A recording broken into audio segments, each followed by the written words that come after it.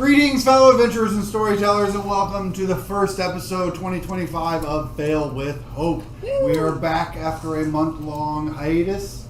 Hopefully everything's working, sound is okay, video's okay. Looks like it's going well at the moment. Cool. We are very excited to be back to tell our stories together and to share them with all of you out there. And excited to bring you all along on this journey with us. Last year was exciting, us starting the stream up for the first time, hitting affiliate status, starting up the YouTube channel to go along with it. We are constantly working on other aspects of the channel to provide entertainment and community for all of you out there. Constantly working on tirelessly. All I did for the whole month-long break was work on this endeavor. We do have Courtney is not with us presently. Congratulations to her and Paul. They just had a lovely little baby, Eowyn, who they are home with now. We send them lots of love, give them love in the chat for Courtney and Paul and their growing family. So she will not be with us for the foreseeable future. We look forward to having her back someday soon, once things settle down there. But the story must go on. The show must go on, and so we must go on as a group of hopeful failures that we are. We are, of course, playing Daggerheart. For those of you just joining us, maybe you caught up with us on YouTube during the break and are coming to catch us live now. We are playing Daggerheart, the open beta, no longer open beta, the beta playtest. Is it not open anymore? It's technically a closed beta at this point. Oh, wow. Because they're almost ready to publish. From Darrington Press, it is coming out early next year. I've already pre-ordered my copy. I'm looking forward to playing the full rule set when it comes out, and I'm enjoying getting to explore in it a little bit already and now with my lovely friends here around the table. So yes, we will be playing Daggerheart. There's plenty of videos out there about how to play the game. I explain some things as we go because while my players are veterans and have read the rule books thoroughly, I often like to walk them through the steps just so those of you at home can follow along as well. But, all of that being said, we are playing some Daggerheart. We have begun this adventure in a young world, in a even younger kingdom of Tarkon that was recently established here on the continent. Among the kingdom's residents is a group of council of mages known as the Convocation that deal with the regulation and safety of arcane magic, as well as helping the kingdom's government move things along and keep the people safe and protected. One of their newest members was given a mission to track down a mage of the Convocation by the name of Verlo Edesi. And this mage, Yvain, gathered up a few friends and allies to help him as they set off into the Briarwood to track down this renegade mage. They did find him where he had expressed concerns of some sort of outside influence affecting the people of the Briarwood. They offered to escort him further into the woods in their safe care in order to investigate this problem further and to bring him safely back to the kingdom where his friends missed him so. Unfortunately, in the middle of the night, the inn was attacked, and when the fires were settled, Verlo was nowhere to be seen.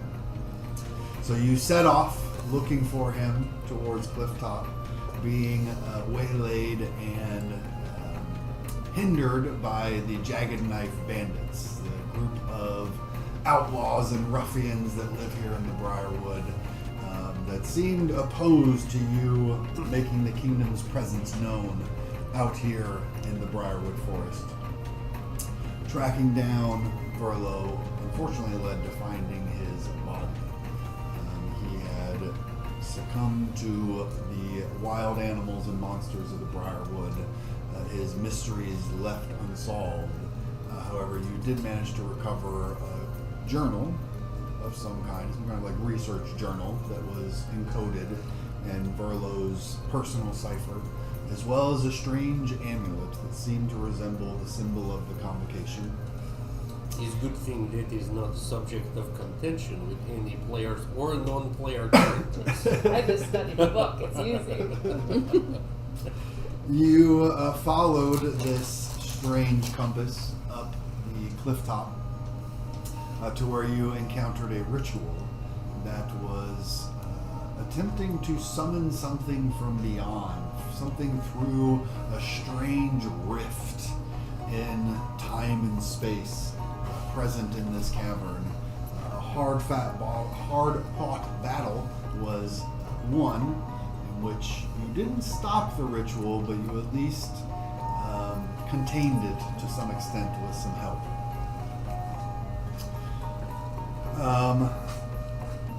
Escaping from the ritual chambers with this strange new knowledge of this rift present in the Briarwood that couldn't be closed, this book from the people, the Marathi people, that Suni had recognized that had been almost blasphemously destroyed in some way. You left the Briarwood to head back to the kingdom to report. You did find Verlo, but unfortunately he was no longer with you. Returning to the kingdom with a new associate, Tulok Luval, definitely of the Dragon Defenders. Definitely. You returned to Very obviously. Fort Luval itself, a fort that was named after apparently Tulok's parents, who died in the conquest and unification of the new kingdom. And surreptitiously, happened to arrive during the celebration of Unification Day. Serendipitously. Where Surreptitiously, Tulok went to go talk to some mysterious. Yeah, exactly.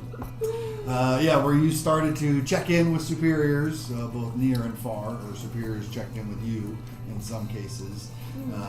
Ran across a fellow Marathi out on his journey to learn more about the world, who you discussed the book with briefly. Gossiped like crazy with him. Crazy gossip. And eventually ran into an opposing party helmed by one Glackish Tran. Oh, that guy. He apparently Big. had been given a mission by the first wizard herself to retrieve her amulet at any cost necessary. You quickly informed him that the amulet would be in your safekeeping until it got to be where it needed to be, which he took to mean that he needs to make sure you need to get where you need to be. And so, upon leaving the village of Barredo, Glackus and his goons, Not all of them are goons. not all of them are goons, followed along, Yeah, you don't think one of them is cute. keeping a distance from your party, but always making their presence known that they were indeed following and making sure that the amulet reached Sanctuary where they promised to get it. On the road back to Sanctuary, you were waylaid by some of the Jagged Knives that apparently were a little upset at you stopping the ritual and killing his wife. He tracked you down. Trent. That guy. He tracked you down in a cabin in the woods. Trevor is his cousin. He's a smooth knife. That's Yeah. the next. He's had his jagged edges all smoothed out. Tracked you down into the cabin in the woods where he attempted to ambush you with his other Jagged Knife clan. However, your own abilities, as well as those of Glackus and his friends, were able to put a stop to the ambush. Trent attempted to escape, but did not make it very far, and the rest were captured to be brought to one of the many patrolling Dragon Defender squadrons that are out on the roads and highways of the kingdom. The next morning, you awoke to find a strange tower outside the cabin. It was definitely not there the night before. Jax excitedly exclaimed that it was the library and that all of you should come to check it out. And as she skipped her way in, you all rushing to catch up with her enthusiasm, the doors closed in front of you. the library lifted up on its octopus tentacles and skittered off And there she went. into the forest.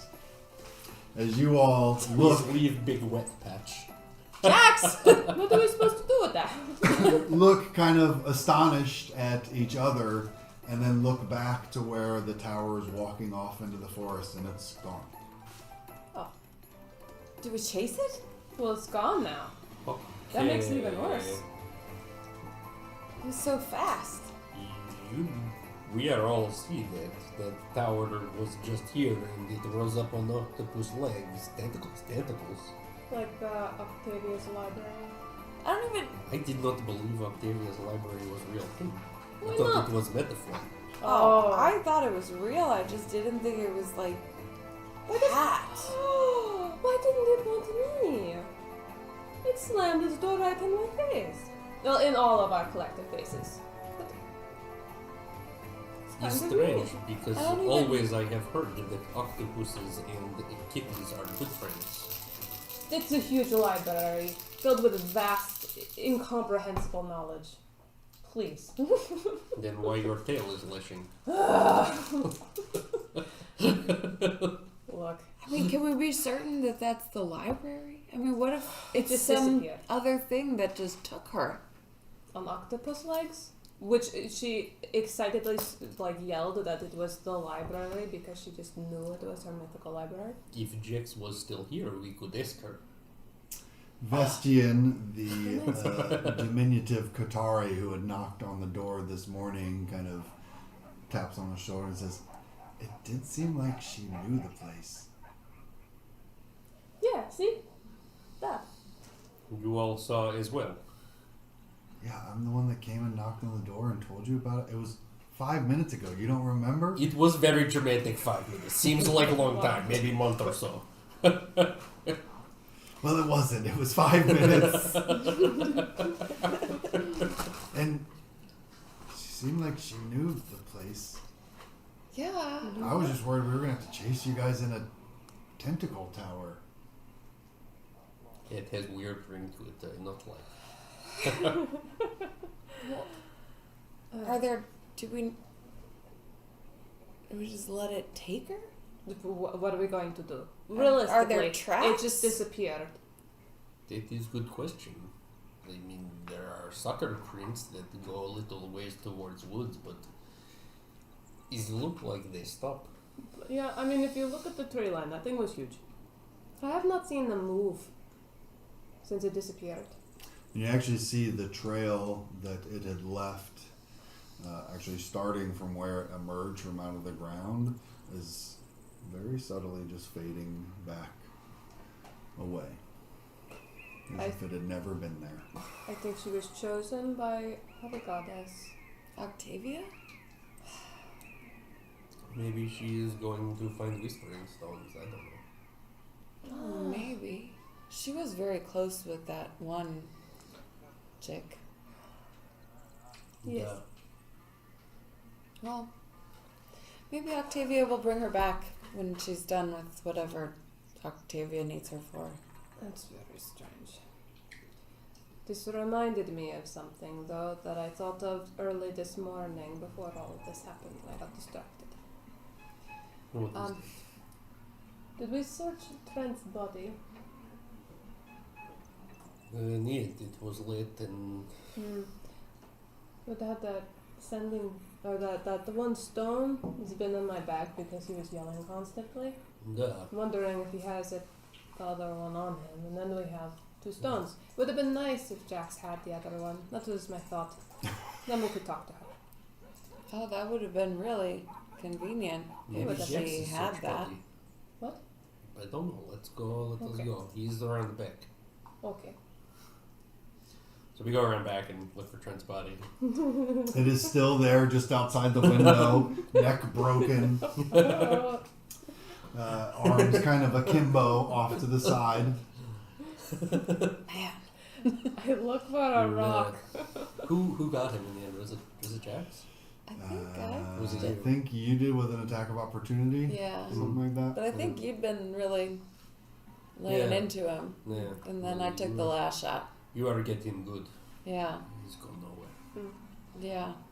Well, he thought he was going to run, but... It was satisfying that he did not run. He was being an asshole.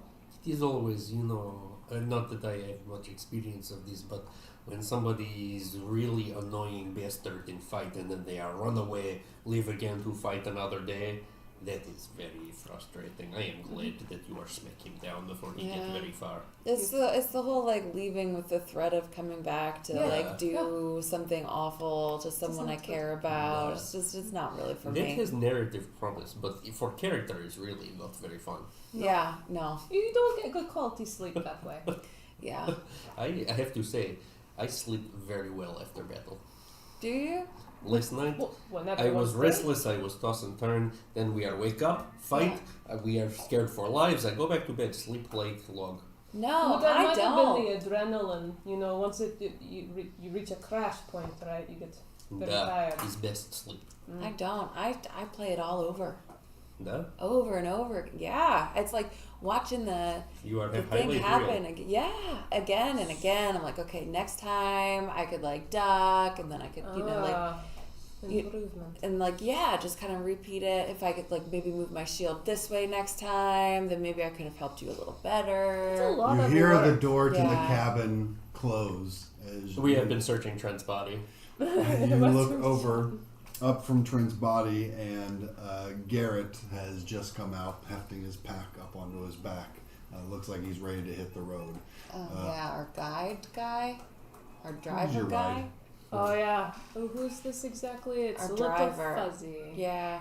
He's a food merchant, and he's traveling, but he is give us ride and wagon. Is We he a offered cabbages him. merchant? We offered him, safe Protection. passage. That is probably seeming a little ironic. Yeah. Searching through Trent's form, you do find the other half of the stone. Heck yeah. No longer with Trent's voice yelling through it. Okay, I try to speak into one of them and see if there's like a weird echo that starts happening. There's immediate feedback loop.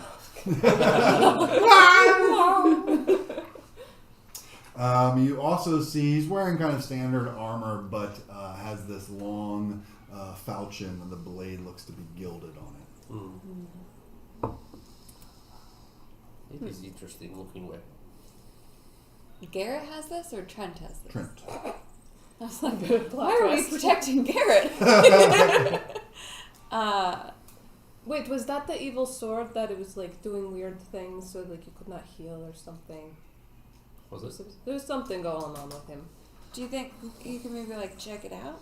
Like, are you good at sensing things? I look at it and I try to figure out what kind of magic it might have. It is definitely a fine wrought blade, enough of a piece of master craftsman's work that it would be suitable for enchantments. Looks to be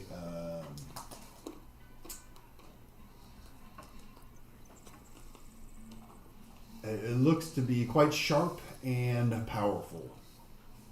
It is a one-handed strength weapon that has the powerful trait. It rolls an extra damage die and drops the lowest. That sounds like something you could use, yeah? I might be able to do something with that. That I cannot, so No, you don't. Its damage is D10 plus 4. I mean, Or whatever your proficiency is as well. one-handed, D10 plus 4, falchion blade. Gilded falchion. You could call it the Gilded Falcon. You could call it the silver goose. Oh, I like that one better. You should use that. Oh, G-I-L, not like a guild. I think you can give him custom Things I names, don't right? need to say out loud. Garrett seems to be very pointedly ignoring both the dead body outside of the window and the 4 other people tied up on the front porch. And he's just like, bit of a late night, huh? But I'm trying to get on the road as quick as I can. A lot of miles to cover. They're tied up like Okay, friend Garrett, how close do you think that we are to Sanctuary? Oh, pace we've been making, week and a half. Oh, okay. Remind me, we are wanted to bring these tied up people I just remembered about all the way back to Sanctuary. Oh boy. No. What On your travels on the road, you've seen Dragon Defender patrols quite frequently. Oh Maybe yeah, that that's was right. the We one. talked about just leaving them for when the patrols came by. Did we talk about that? I do not remember. Would be much easier to do that. They might get free. They might. Were we waiting for them to come by before we got on the road? Could we we could not? put them in the wagon if Garrett is amenable to transporting breakers of the law to justice. Or we tie them to a wagon and make them follow. Niet. Okay. Why? Well, I suppose they have legs for it. They Yeah. can walk. I am thinking you would want to drag them bumping along the road. No! Okay, No! okay. I How could you apologize. think I that I apologize. was... I mean, they were trying to kill us, but nah. He just said, well, I'm a loyal Kingsman. If they broke the King's law, I'm happy to bring them to justice for you. Well, that's boring. Yeah, Okay. you are seeing them break things law last night. They are attack us in the middle of night. Yeah. Yeah. Attack the people I brought along for security. See, I made a good choice. Well, if y'all are ready.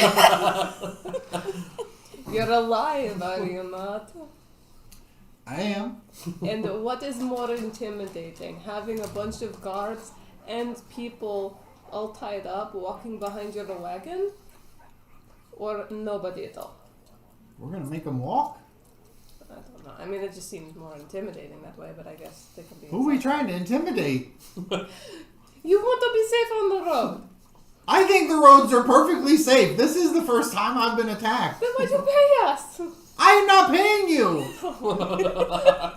This is what I get for not We paying did attention. never talk about getting paid, but maybe if you keep talking about getting I paid, wasn't we here. I will wasn't get here paid. for this You know. I Actually, just assumed. we did talk about getting paid. We got flat no, but he has been contributing to meals, which very appreciated. Oh, okay. I was obviously there for that conversation. Yeah, we I really think just you were wanted a staring ride. at pretty Qatari over there. I'm just glad to have a little bit of company on the roads out here. They might be safe, but they sure can get lonely. Okay. No. Yeah. Okay, you guys, you are going to get into wagon now. They all kind of mumble and grumble, helping Yeah. each other up as they're like tied. That is what I thought. Go. Oh, who wants the other stone? We should probably have them separated so that they can actually be useful if we get separated. Jax? Oh, right. Yeah. Missed opportunity.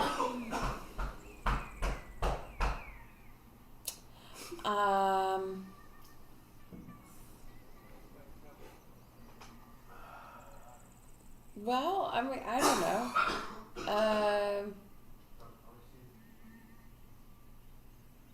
This is like the decision of a lifetime. I mean, we have plenty of time to make Who it. carries the other stone? I'll take it. I'll Yeah, just take okay. it for now. And then, you know, maybe I'll give it to my boss. What? Oh. Yeah. My My bossly. You know, we should spend more time chatting together. You're pretty fun. You're pretty fun. She takes the stone. She might give it to her boss. My Okay. bossly. You're bossly. Yeah. No, just, I don't know. You know, that'd be fun. Okay. The one that wants the amulet. Da. Yeah. Just talk.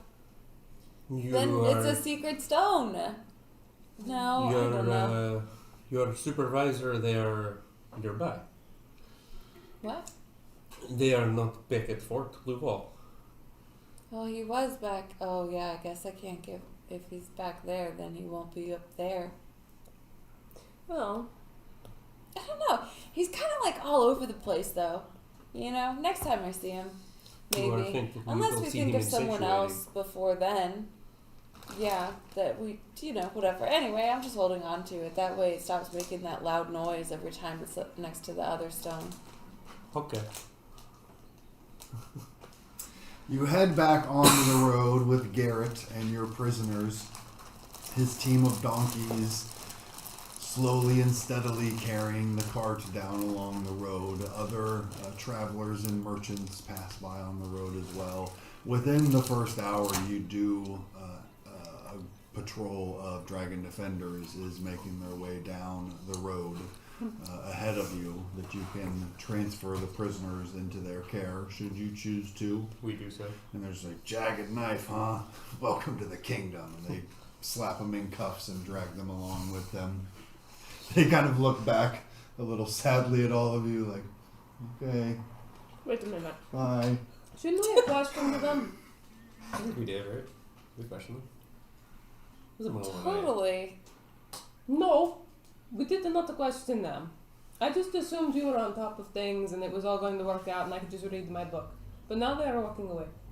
You did question them a little bit. They Yeah. didn't Well, seem to know much. let's go kidnap them from the dragon defenders then. Yeah, no, we asked them questions, but they were like, they didn't really know anything.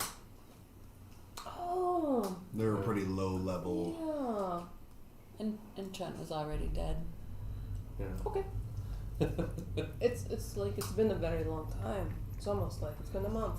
He's like Well, when we you- just you woke up sleep in the very middle of the deeply, night, you know. Those adrenaline sleeps. It's Yeah. The steadfast team of donkeys continue plodding along the road in front of you.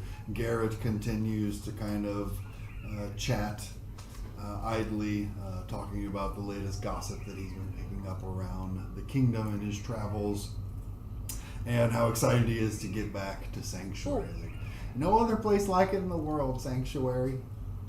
Do you have any gossip on the mages? Which mages is that? The convocation mages. The convocation mages, but like the people that are in charge of that. Have you heard like any gossips? Any people talking about that convocation? No, only they keep working with the High King, keeping us all safe. Yeah, it is desk of convocation, of course. Of course. It's usually that there's always someone that has an opinion that is different than the average one. Do you think there's just a lot of dragon defenders walking the roads these days? Or has there always been this many? Well, not since before the kingdom was established, no. It's been the last decade or so. Regular patrols on every route. Just a lot of patrols. You are to go on patrol when you join Dragon Defenders. Yeah, I just, when you're patrolling, you never notice how many other patrols there are patrolling. But now that I'm not on the patrolling, I'm noticing the cross patrol. No, you are being patrolled. There's and that's a lot of patrol. Yeah, he's good there. Keep Kingsword safe. Yeah, it just feels like a lot, Just so many people. These conversations continue over the next week and a half. Passing through towns and villages, even some of the larger cities along the way. The road that you're on joins into the major highway here, the King's Road it is called, that follows along the river up towards Sanctuary. And while some of the larger settlements and cities have their own grandeur to them, those of you familiar with Sanctuary itself recognize these are almost relics of the past. And Sanctuary itself is more innovations of the future to come, already in the present day. If there's anything in particular you'd like to get done during this montage of travel on the road, you can do so. Deciphering Verlo's journal. I was gonna say Mushroom Man, but I wanted to be polite. What is your progress on that right now? Remind me. 2? That could be good. 4. Because that was the last note I wrote on that. It Was equals 2. 2. So, You can make a knowledge roll. Okay. First roll of the year. Wait, how do we want to do this? oh yeah, you had been helping, yeah? You could assist. My knowledge is 3, Mine is 4. and I can be helping you. Okay. Yeah? That would be. Yeah, so you spend a hope, you help me. Okay. Which means you have advantage, so you can roll a d6 advantage. Great. If you want to use any experiences, Yes, I think this feels like a stick to the mission. you can spend a Spend hope hope. to use the experience, add a +2, +3, +2. and then the d6. Wow. Oh.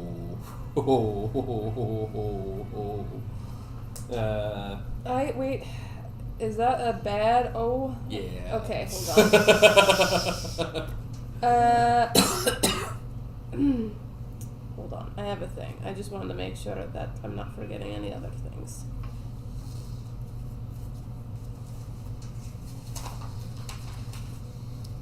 Okay. Oh. Can reassure you, buddy.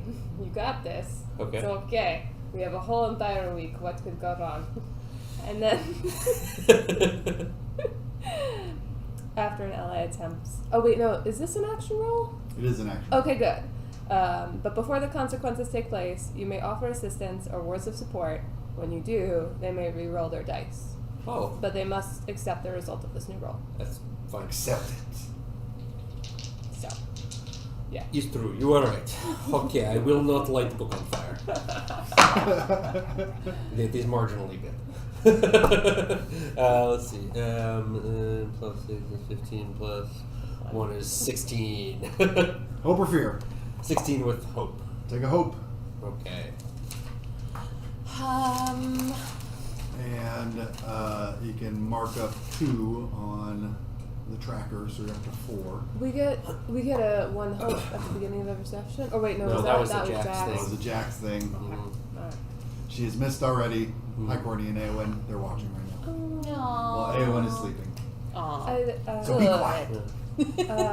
What do I mark? You're up to 4 on the tracker there. I was trying to think of something really cheesy about like all of the hope that she was giving us. She like put into her baby and gave birth to it. That is cheesy.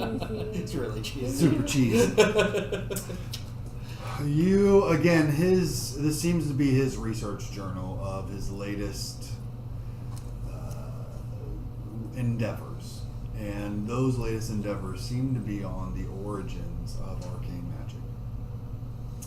And the first part of the journal that you're going through, kind of getting through the details, a lot of notes of the histories that he's read through and researched, trying to track down the first recorded uses of magic, and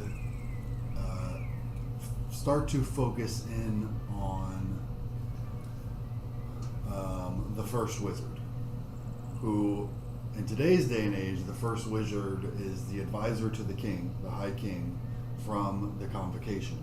At this point, the name was literal.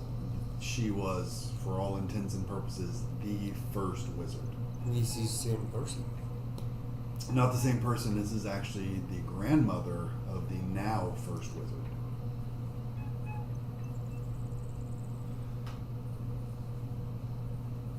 As far as anyone could tell, she was the first prominent individual to be practicing arcane magic.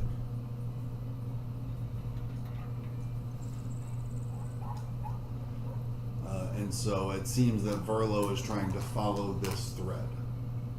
But that's as far as your research has gotten you in the week or so of travel that you've had at this point. Knowledge is power. Is there anything about amulet that would suggest age or provenance? It definitely appears to be quite old. It looks like it's been well cared for. but you would still say, just based on the craftsmanship and the materials, and again, because it is an enchanted piece of magic, it does tend to stand the test of time a bit better. But it does look to be a quite old piece of equipment. Probably more than a century, but you're not sure exactly. And this, I mean, you said grandma of now First Wizard. Grandma could be 100 years, 150 years. Well, the First Wizard is Elvish. Yeah. So the time of her grandmother that she was written about, that Verla was able to uncover, it does coincide kind of with obviously The origins of magic. the origin of magic itself Like a 400 few, years a few ago. centuries ago. And then, I mean, it could plausibly be from that time, although unclear. Yeah, it could be from that time, but you're not totally clear as to its exact origins. I am only thinking because here he's talk about the connection with First Wizard and First Magic, and here we have something belong to First Wizard looking pretty old, I don't know. But is point to demon portal Shiners. rift? Shiner portal rift? I have Yeah, of course. read nothing. Demons, something else entirely. I've read nothing that does not persuade me against my theory. There's a little out there, but perhaps arcane magic came from whatever dimension that is. And that is why you have this old amulet that this First Wizard is attached to that can sense these portals. You are. I don't know. You have your people there connect to other dimensions, other planes. Mm. You are can feel or can sense connection like from object. Not really. Like we write about these worlds, and then we are able to connect to them. Yeah. So But like if object has connection to other plane, like you can pick up anything from this. I look at it and I try to like sense can I, because I don't know if this gives off any kind of feeling because I have used books often and know that magic, do I get any kind of similar sense to that? And to be fair, I'm asking in the sense of I feel like part of our, we had different training, but both of us kind of learned to have an affinity for the fabric of magic in some way, and can understand things about magical objects and things somewhat intuitively. Yeah. And I figure that Yvain's assumption is that you are more connected to extraplanar, interplanar magic than he is, and you might be more sensitive to that kind of vibration. Yeah, she's just Some way. shooting from the hip at this point, but yeah. Holding the amulet as you remove it from the secret pouch that Jax had sewn in for you, you can definitely feel magic around it. It is an enchanted piece of item, but nothing too much beyond that. It doesn't particularly resonate with you in terms of extraplanar energy in that sense, but it looks to be like it was crafted and enchanted here on this world. Mm-hmm. So nothing in that vein, but it does jog both of your memories back, kind of remembering that rift, being in that chamber with it, and feeling supercharged, feeling like your magic was more potent in this place, near this rift that was there. So the amulet itself doesn't give you any clues on that front.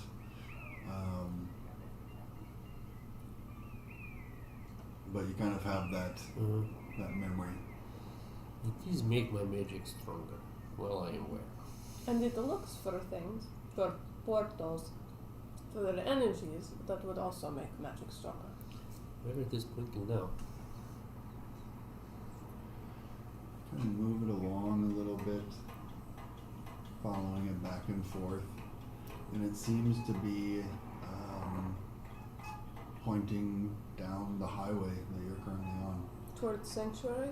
Mm-hmm. Very much not the direction we have come. Mm-hmm. Now, if it, in the past it was pointing to the portal, and now it is pointing to a place called Sanctuary, where there should never be any kind of demon portal. Shiner. Or is it Shiner portals. It's a little bit odd. It is more than odd. Maybe it points to other sources of magic. Maybe it will start breaking down my theory. We do not know yet. There is no way to know what it is pointed to until we get closer, and then when we are there, we will have to turn it over, of course. But Ugh, that seems boring. boring or not, what do we have choice? There is a weird mystery afoot. Corruption within the convocation, and you want to give away the only thing that everyone seems to be fighting for. It is also only thing putting us in danger. And First Wizard would crush us like a bug. Only reason we still have it is because they are sending a douchebag to get it for them. You look over your shoulder and these perfect teeth smiling as he waves. You see? She sent about his bag, and he was he not? I think he was. He could have killed us. Interesting. Yet. No? We would blow his face off. Wasn't there some kind of contract? Wasn't there some Blow kind of that thing? smug he green could just- into clouds. he could get it by any means necessary. I don't know. It seemed Oh, like that. He is have license to try. yes, that. That. So there was talk back and forth. You told your superior that you had the thing. There was That. communication, and then he has a license to kill. Is part of reason that I am tell him over not so always secure communication channel is that if something is happening to us, I want someone to know. My concern is that they want it so badly that they're willing to kill underlings that may still be loyal to them. That is disturbing. First Wizards have reputation for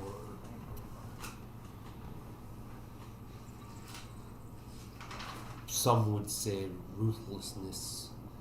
I would say efficacy, perhaps. But she Hmm? she is not one to let things or people stand in her way when the kingdom's interests are at stake. So, what if we hand over amulet and we know too much or have seen too much? Then probably future is dim. But also, if we are know nothing, then we are have no power. Knowledge is mystery. Yes, but if she knows that we have knowledge, Then we are at least players on board. Tulak, this conversation happening stirs up feelings in you as your organization, their primary goal is to find and root out corruption in the kingdom. How are you feeling with these two wizards talking about corruption among the convocation?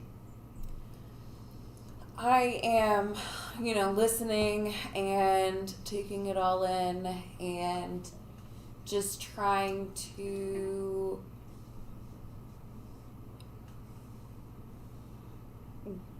gather as much detail from it as possible. I don't know. I don't want to jump to any conclusion because I don't want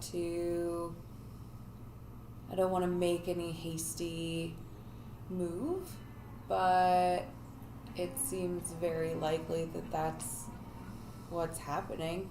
And then that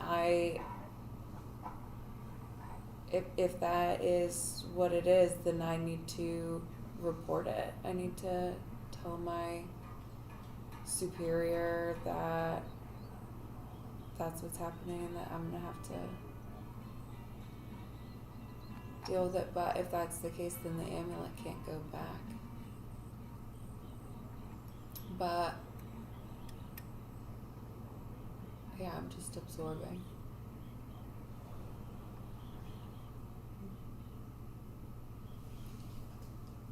I'm just saying, maybe play dumb until we know that it is safe to not play dumb.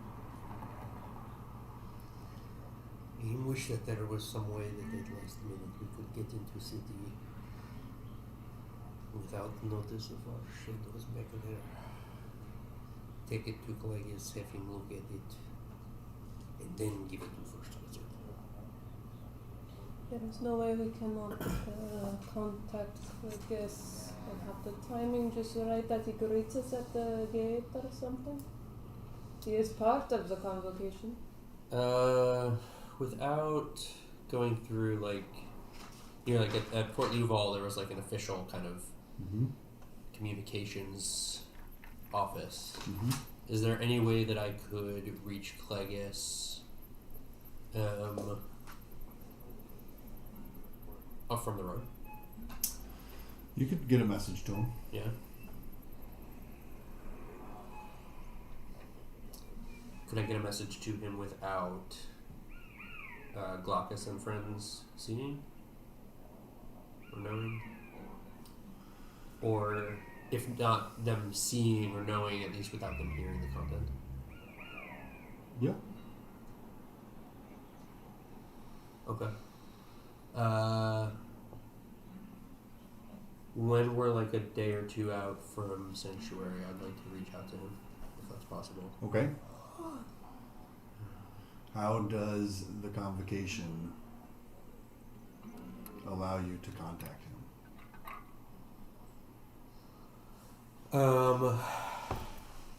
What sort of network do they have in place?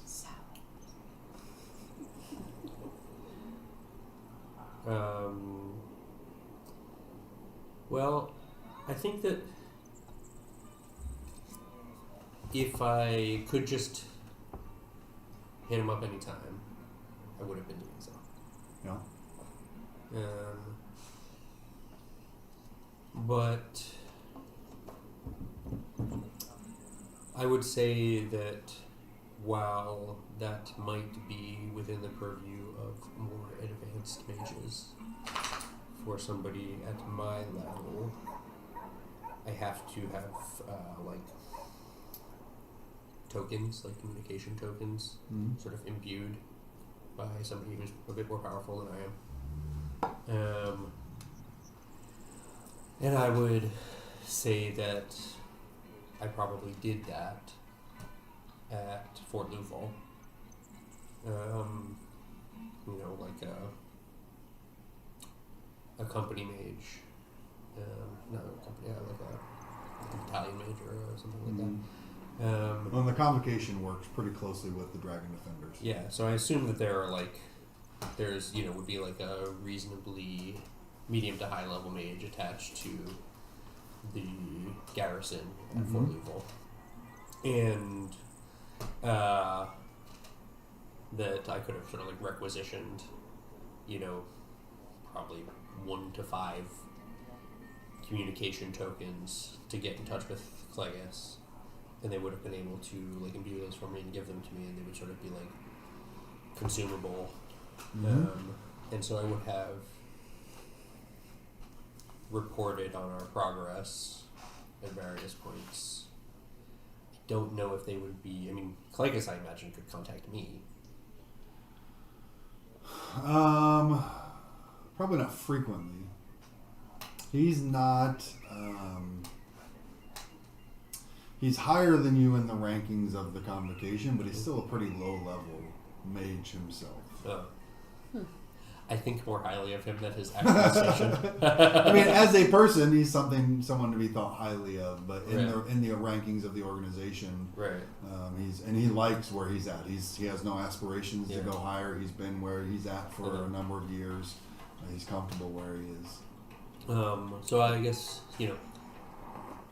because I don't know if he would have been reaching out to me or if he would have just been content to kind of let me make progress towards him. But I think I would have reported on our progress a couple times.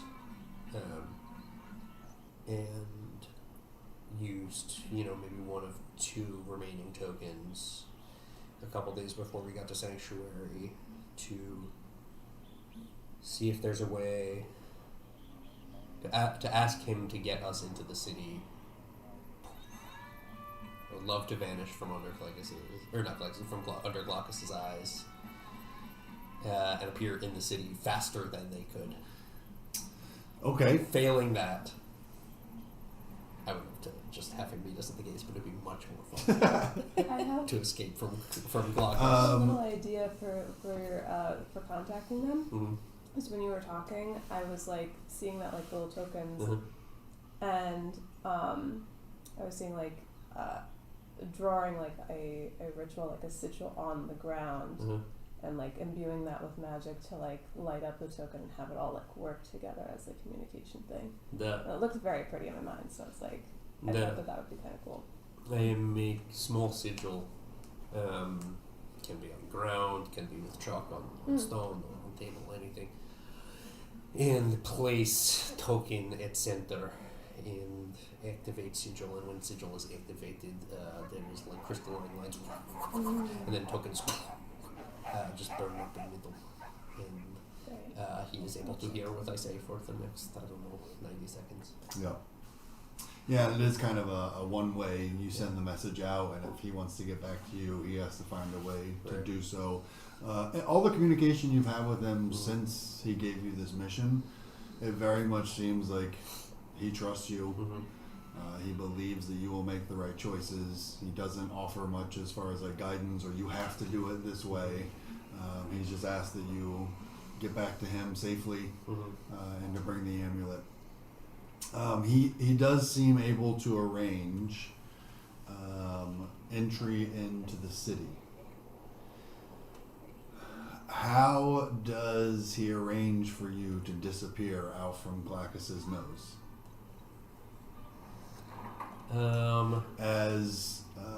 Again, if there's anything you wanted to do as well, you can interject here. I guess just in the traveling montage, I just wanted to, before we, encounter any other people, I want to mess around with the falchion and just know that there's no funny stuff with it. Seems to be a very well-crafted, pretty basic enchantments on it. Okay. But it is a nice weapon. Okay. Did you find it on? I did. I added it. Mm-hmm. And then I also, just in downtime or travel time, wanted to play Simon Says with Sumi and the Sending Stone. We love that. Yeah. It just reminded me, and I have no idea why, because it's just like two disparate thoughts. But I have the rod that does not move. Excellent. Oh, it makes me happy. Other than that, that was pretty much it. I just had shenanigans. We love those. We'll just like put the rock every once in a while, like on your person somewhere, just like sleight of hand, and then suddenly you hear whenever it was. Making fart noises. This is how I bond with Suni. I just I leaned into the chaos. Yeah. About a week and a half of these shenanigans pass by before the highway itself starts to get crowded. Yes. Can I have been chatting with my new Qatari friend also during montage? You can. They, for the most part, as they were ordered / threatened to keep their distance, pretty much every day is just like you can see them on the horizon. And other than when they felt the amulet might have been at risk. Was the only time that they really came in close. If you wanted to put in an effort to get to her, you could, but otherwise their party keeps their distance from you. I would. They let their presence be known, but they never approach. I would ask if can I borrow the other stone? Oh, Just yeah. okay, thank you. Yeah. And I thought you were gonna ask if I wanted to go sneak over and listen in on them at their camp at night, but fine, yeah, take the stone. That's what I was trying to do last time. But also, yeah, just take the stone. no work, only play. Thank you. Bye bye.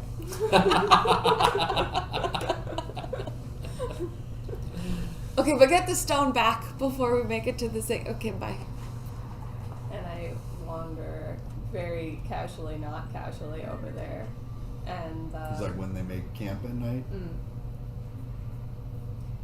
And You approach, you can see the 4 figures sitting around a fire, kind of lounging about a little bit, although the large rhinoceros beetle fairy seems to be kind of the most alert among them.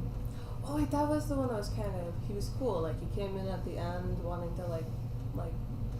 Yeah, with the Fight tiny stuff? beer. What? With the tiny beer. I also Was got it him a fist bump. They, you hear laughter even as you approach, as they seem to be having a good time, and you come into the circle of light.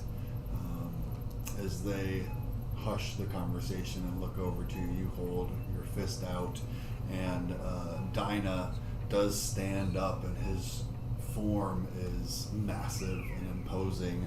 The fire behind him just casts this huge shadow over you with this big horn sweeping out over off of his head. He's awesome. Hold the fist out, and he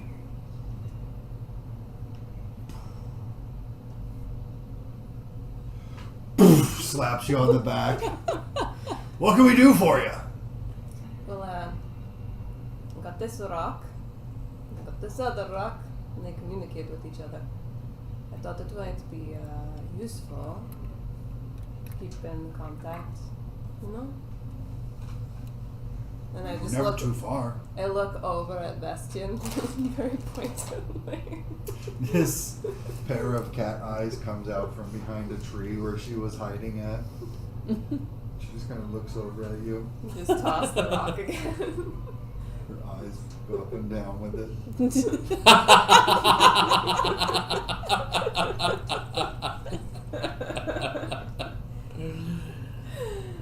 He just says, she doesn't really. She wouldn't want me to tell you, but she's kind of shy. She hardly speaks to the 3 of us. Really? Oh. Kind of reclusive. I think she thinks it's intriguing. Do you want me to give her the stone? I would actually love that. She's very cute, you know. Sure. He grabs it from you, and without even waiting for you to leave, he turns and starts walking through. He's like, "Hey, Vestian, you got an admirer! I think she's got a crush on you." And he gives her a punch in the shoulder where she topples out from behind the tree. I just Kind of cackle. rubbing her shoulder, and she looks over at you, hides again. Does she take the stone? From behind the tree, you're not sure. Oh man, I like this group. This group is fun. He pokes his longhorn head back out again, and he's like, "She likes you too." And then you just see these claws come out and grab him and pull him behind the tree. Oh, it's delightful. I wave to the other people that I don't care so much about. Okay, we're having a good time.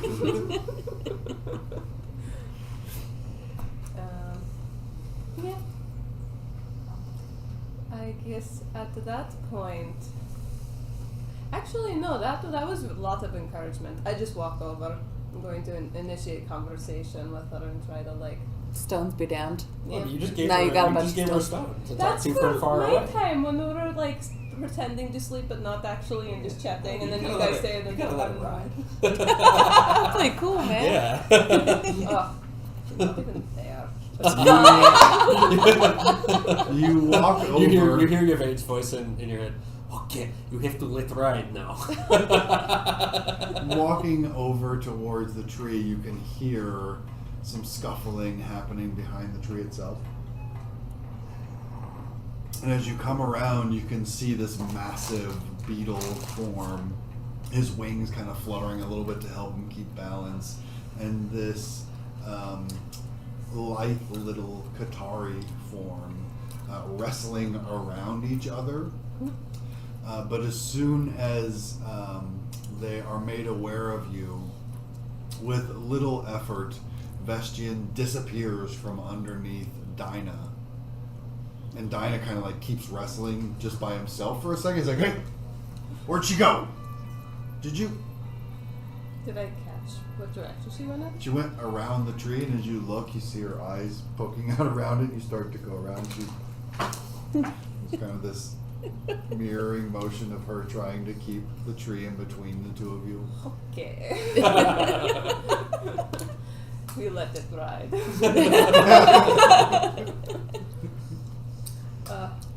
Hey, Dinah, do you want to join me for a drink before I head back? Sure! It's not another tiny beer, is it? We give you 2. I'll bring my own.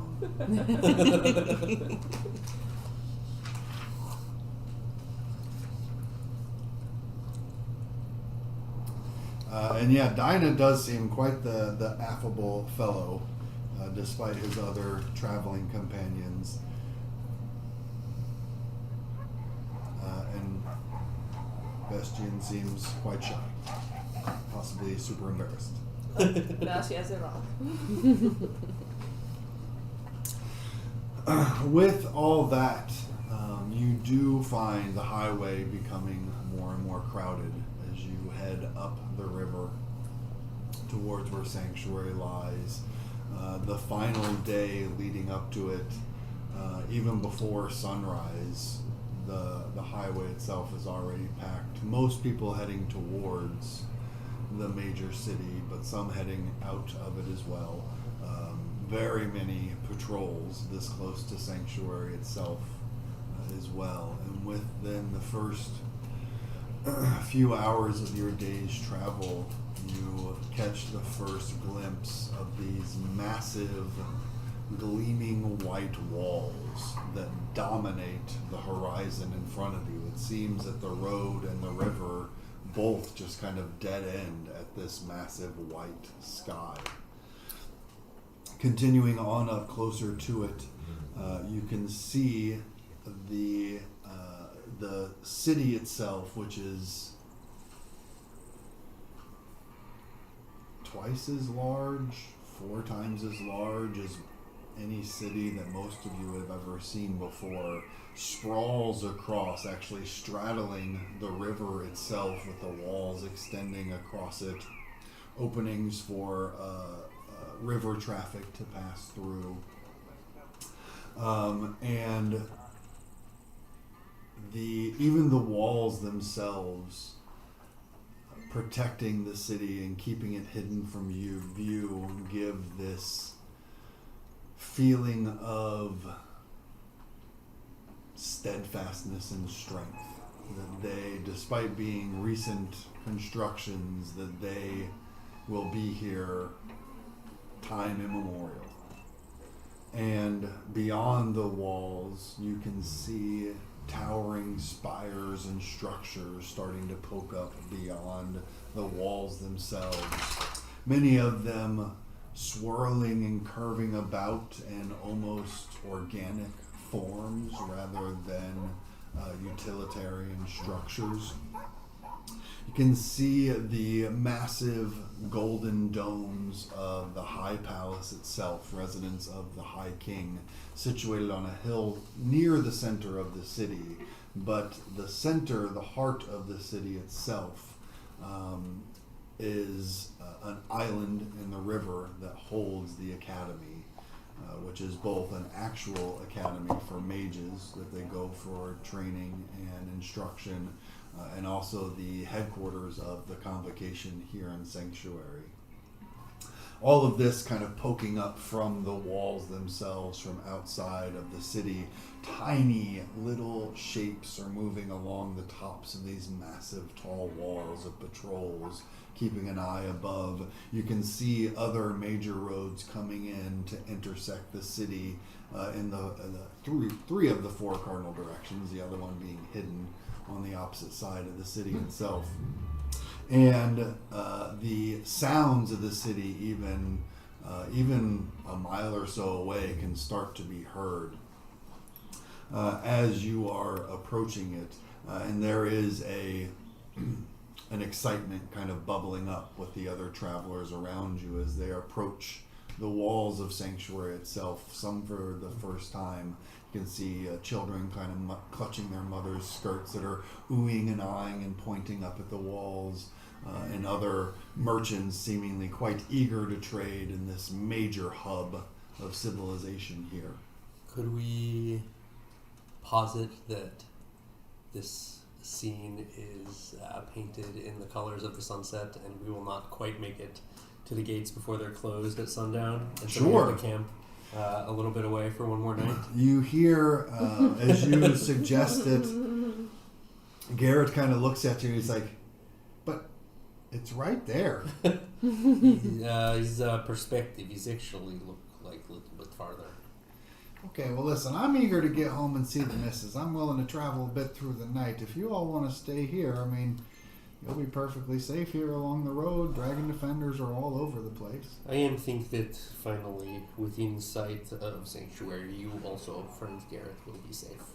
Yes. Right. I'm finally safe. Well, it's been a pleasure traveling with all of you. It sure has. Hopefully I see you in the Sanctuary. I'll be around for about a month or so while I gather up new supplies. I'm heading out again. Okay. Well, You have a nice life. Okay, see ya! Good maybe we'll see you again. He gets Or back we up, don't. clucks at his donkeys a little bit. He's like, come on, Jesse, come on, Jenny, let's get on home. And what I would propose for Clegus, if you think this is workable, is that he calls in a favor with a rogue friend of his who I have learned in some looking through Demiplane can cast invisibility. Okay. And they leave the city together and then separate. Both Invisible and the rogue goes over to Glaucus's camp and creates a diversion, perhaps involving loud noises and or the theft of some of their things. I'll leave that up to you. Wow. And as we become aware that something is happening in their camp, Clegus sheds his invisibility in front of us and is standing there ready to teleport us into Sanctuary. And he Leave the details gives up to you. this dwarven man thick barrel chest with this massive braided black beard kind of balding over the top with the hair around the sides, appears with this dramatic flourish. And he just says, "You rang?" Professor, okay. Oh, I am very glad to see you. You all right? It's good to be back. We are here. Yeah, you made it. You have the thing. Good. So I'm very rude. Let me make introductions. Suni, this is Professor Clegus Thornfeld, and Dragon Defender Tulak Luval. Defender. Good company. We encountered each other on the road and have proven to be good companions. Oh, that's great. Is there anything else you need out here? Or? Yet we are ready in the city. No? Yeah. Sure. Yeah. Okay. Okay. All right then.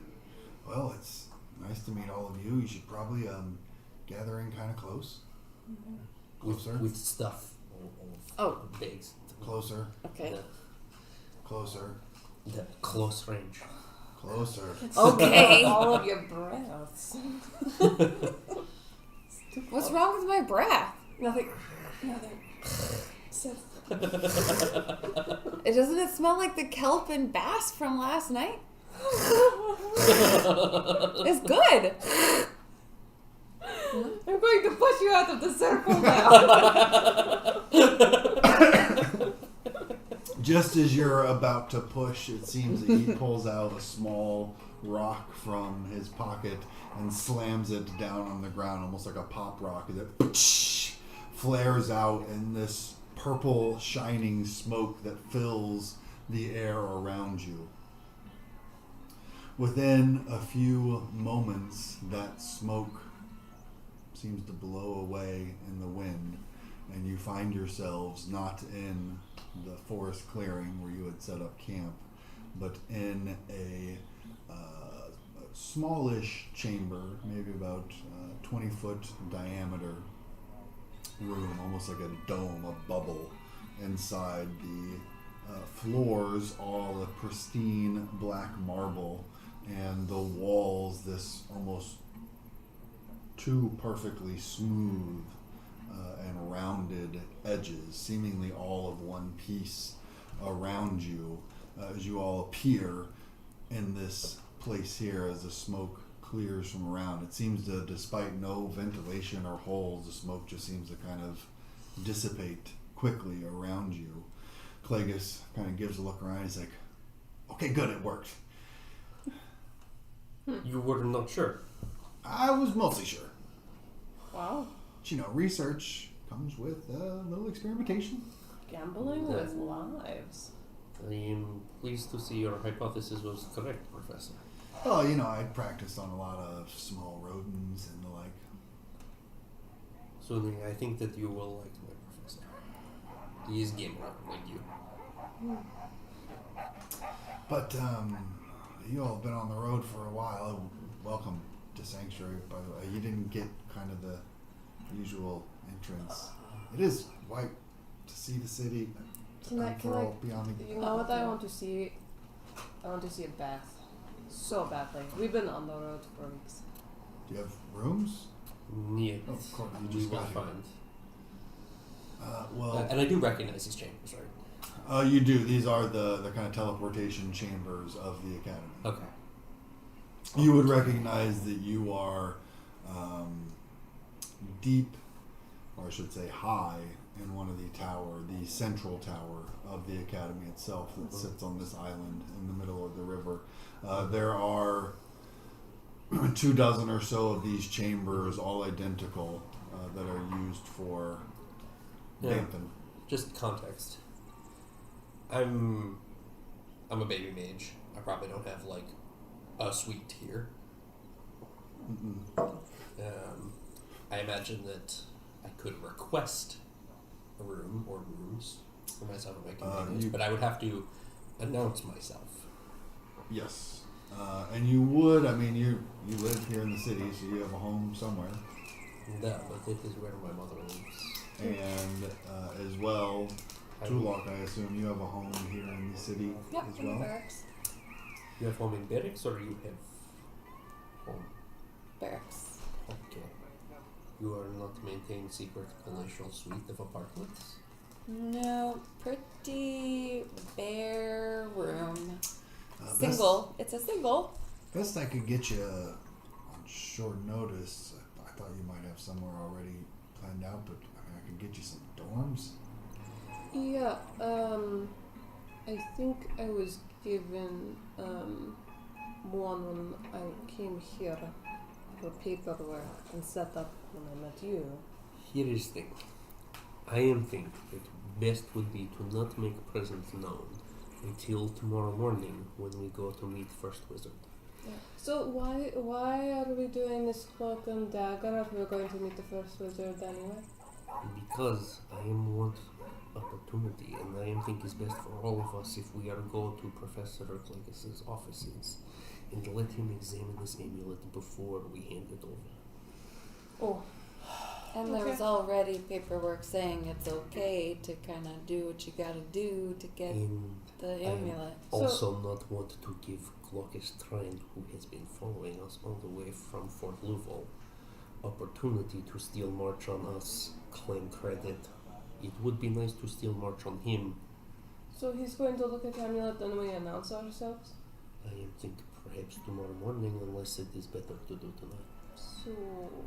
I have a feeling if he can't find us, he's just gonna go straight to her chamber and wait for us to get there. That is possible. So perhaps we should go find private place your office is, and you can tell us if there is anything about this amulet before we hand it over. Yeah, certainly. I should let you know I've been looking into things since you reached out. Based on the description you gave me, that does seem to be the first wizard's amulet. I don't know why Verlo would have stolen it, but she definitely, not just her, the king seems a little perturbed that someone stole it. Yeah. But I did inform the first wizard that it has been recovered. Yeah. We are intending to turn it over. Yeah, let's go take a look at it. But you gave him the order just to check on Verla? What has happened with Verlo? Why he is leave sanctuary? I mean, he is Verlo. He is do this, but if he is still amulet, it is obviously connected to the energies over there. nah. It's a strange order, don't you think? As we're walking at this point. He starts to lead you down through the halls. I sent young Yvain here on his first mission to find a mage of the convocation, but more importantly to find my friend. Your friend is Verla. He was. Adesi. Yeah. Yes.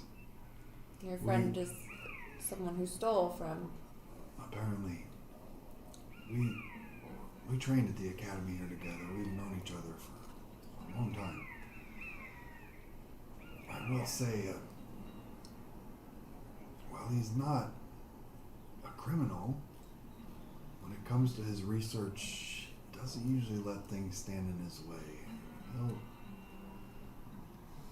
I won't say he'll break the law, but he doesn't mind ignoring it. Did he ever look into dark magic? He's looked into all kinds of things. He's one of the Academy's most renowned and decorated researchers and historians. Based on what we are finding in his journal, he is looking into origins of all arcane magic. Oh, that's a big question. A lot of people have been pondering that one for a long time. I guess if anybody could crack it, it would have been Verlo, but it's strange. Anyway, I sent Yvain after Verlo because he does, once he gets his mind set on a question, he just kind of ignores everything else. Hygiene, eating, danger. His mind is solely focused on getting the answers he's looking for. When he disappeared a few months ago, I was worried, of course. But usually he shows back up again. When he didn't, I thought I should check on him. And I appreciate you going to check on him. At this point, he has brought you through, coming out of the chambers for teleportation leads you onto a large atrium. And you can see this balcony ringing around a central shaft that heads down. A number of doors ringing around this as well, all looking identical to the one you're just coming out of. Which from inside the chamber there had been no door present, and as he approached that wall, the wall just seemed to kind of dissolve in front of him, letting you out onto this balcony. And you can see, you appear to be 100 or more feet off the ground, looking down this shaft where you can see ringing balconies heading down, down, down, further and further. There are a number of individuals in the space of the shaft of air between that are both floating up and down, some kind of carrying books, others carrying on conversations, others furiously scribbling notes. It seems to be quite a hub of activity here in the academy, even this high up in the tower. And he leads you through these many hallways and chambers. Every inch, every surface that you can see here looks to be carefully crafted with not only function but form in mind. All of the angles and lines and curves kind of drawing your eye down the next corridor, focusing it on a piece of art that is hanging on a wall, or a statue set into an alcove of different various mages in the history of the convocation. You see a number of groups of children and young adults running about in all uniform robes and of mages of the convocation, or students of the academy here, all running about in between classes and on errands and from their practice sessions. A number of the mages and professors here seem to recognize Clagus and offer a greeting to him, and even to those that are with them among them. Does anyone seem to recognize us or take notice of us? Nobody in this section seems to really pay any mind, other than, oh, these must be friends of Clegus's. He's not particularly kind of causing too much note for him to be kind of walking through with some visitors here at this time. And slowly but surely he brings you down and through towards the middle of the tower itself, and you can see beyond, down many of these corridors, there are these massive windows that look out and around the city itself. And from this point, here in the very heart of the city, on this huge tower in the middle of the river, planted on this island, the city spreads out around you nearly as far as you can see.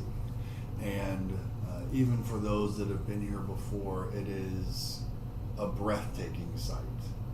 This city is 5, maybe 10 times larger than anything that's ever been built before it, and it's only started its construction 15 years ago. Through the use of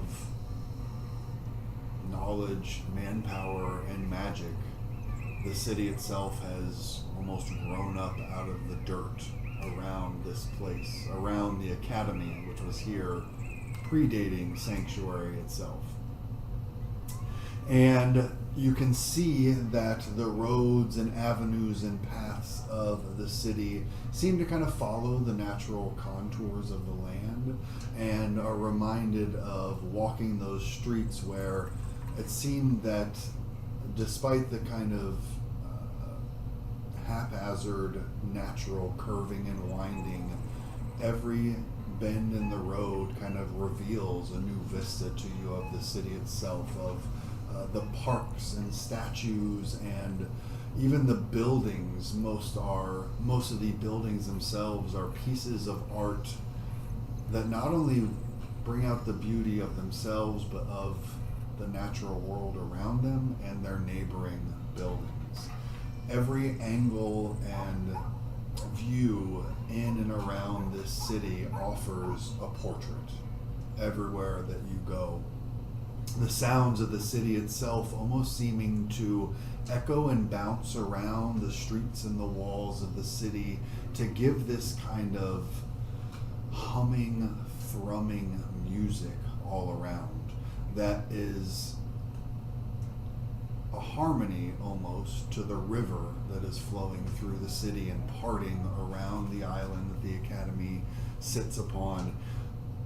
You can see masses of people moving about in the city, in the courtyards, in the plazas, huge market stalls that have been set up all around, and the many different structures poking up outwards. And despite the square footage, the sprawl of this megalopolis, the city is rapidly growing upwards rather than out, and towers are starting to climb higher and higher to the point they seem to be scraping the sky itself around them, constantly being new ones being built and old ones being expanded upon to continue to grow as the population of the city itself grows, as more and more people seem to be coming to this literal and nominal sanctuary, as it were.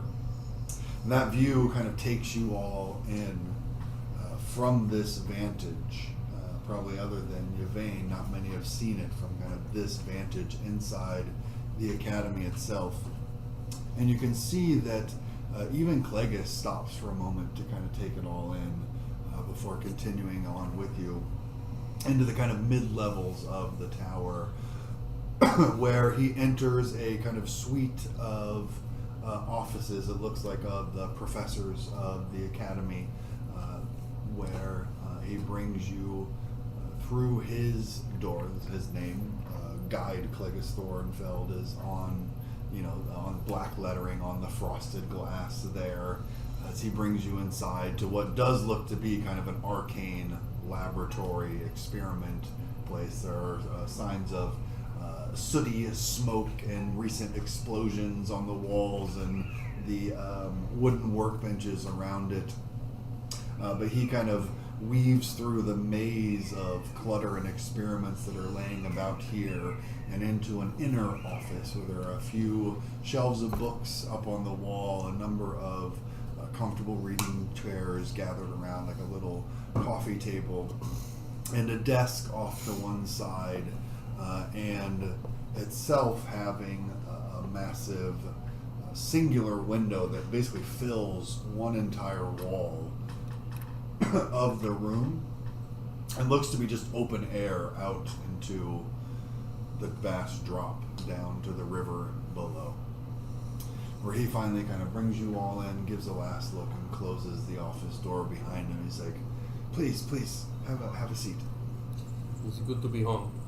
So he kind of heads over to one of the little pantries and starts to get some drinks ready for everybody. He says, tea, coffee, wine?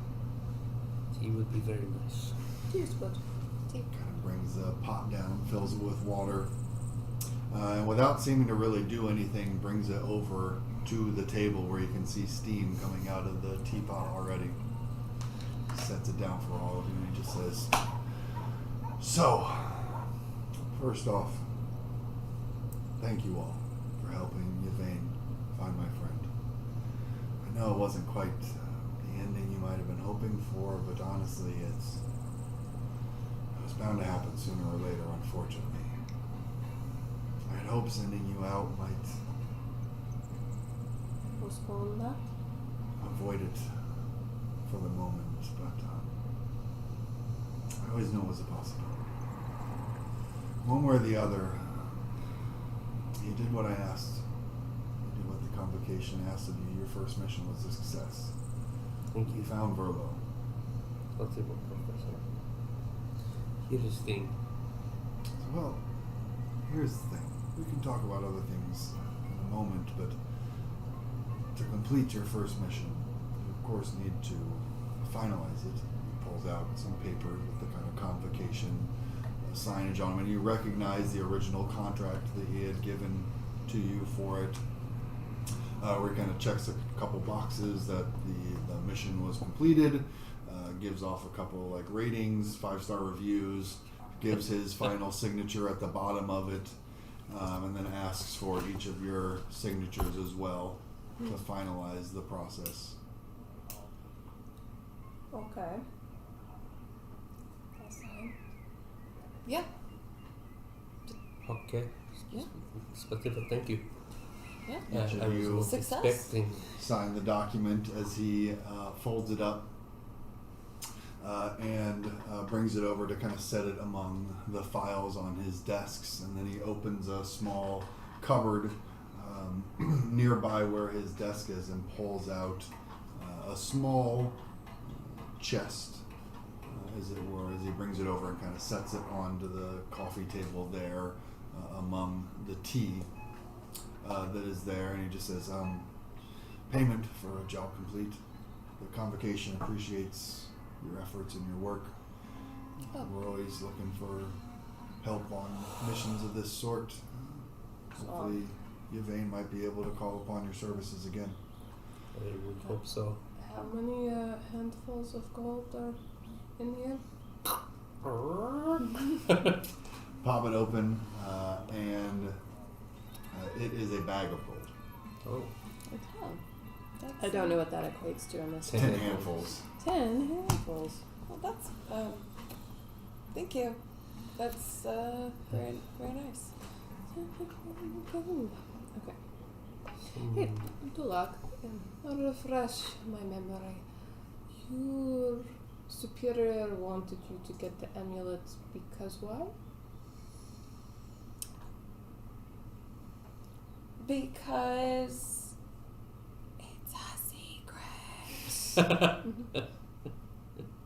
But it was Don't tell strangers about. yes.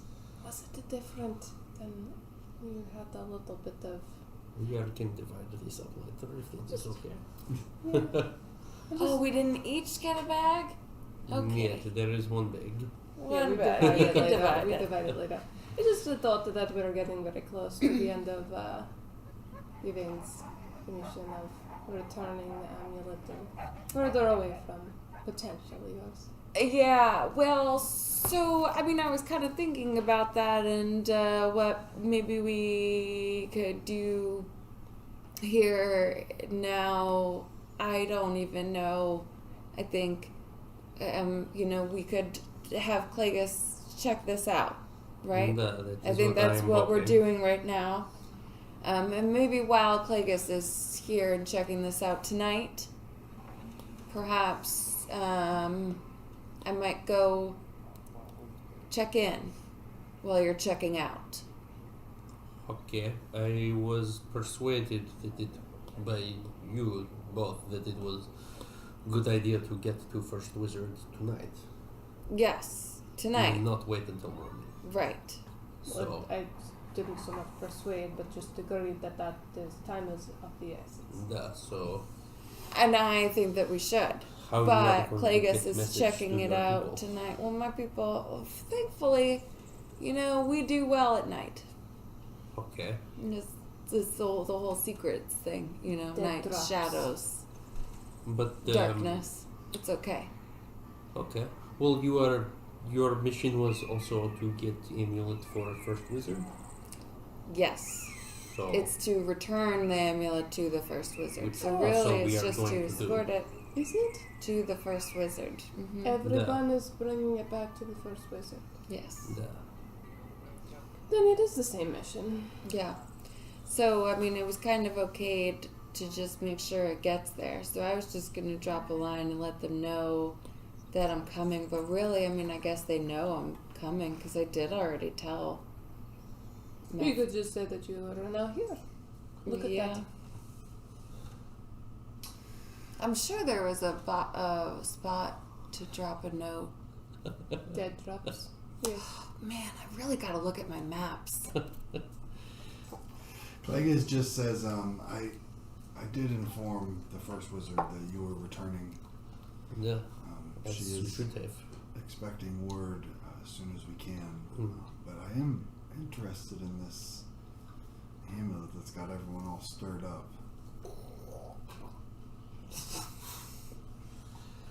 Maybe it's just the first wizard's got everyone stirred up.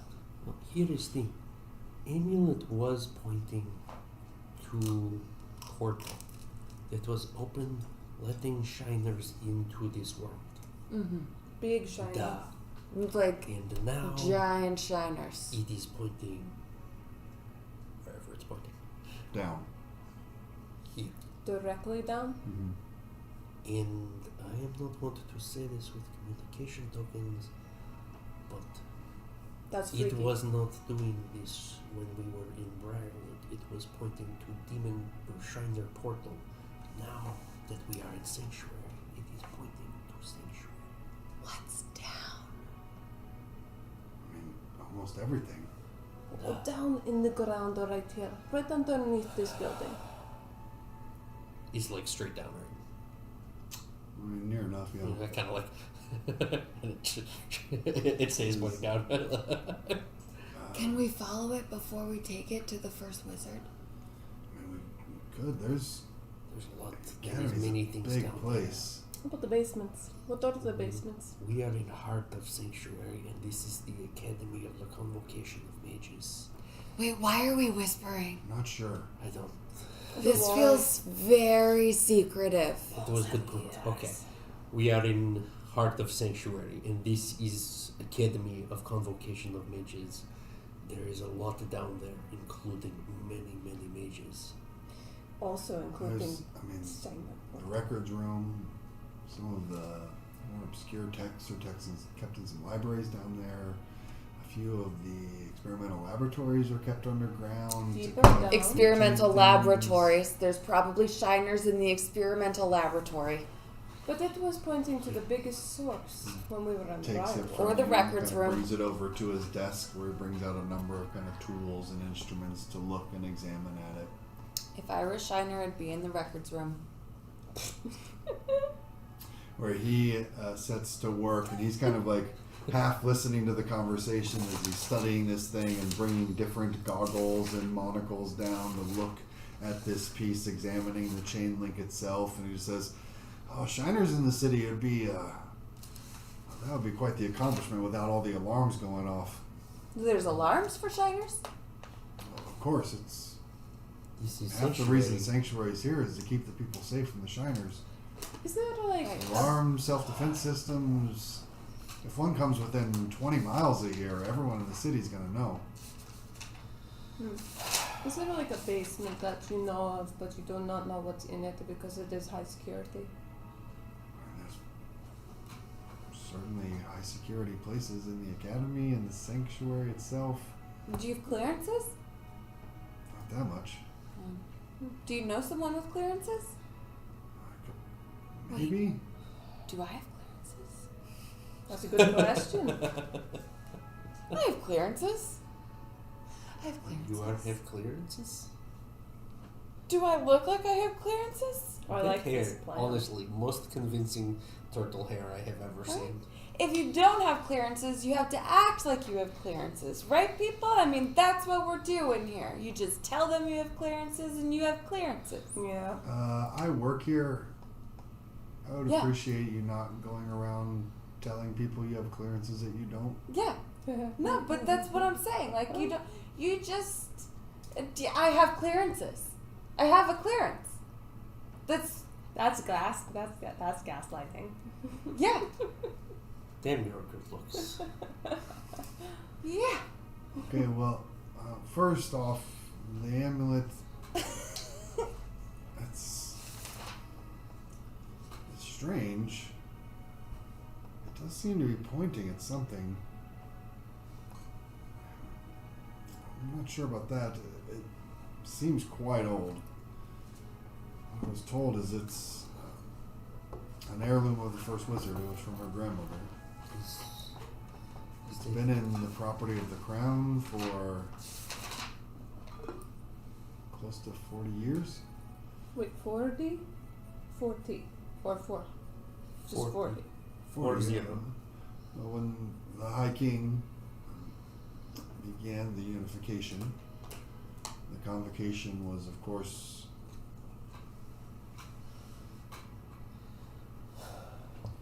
helping in what ways we could. And the first wizard began working with at that point he was just the king, began working with the king quite closely. And it's been in the care of the crown among many other historical relics and antiquities. So would it not make sense if the wizard and the king were working together, unify kingdom, make it safe place?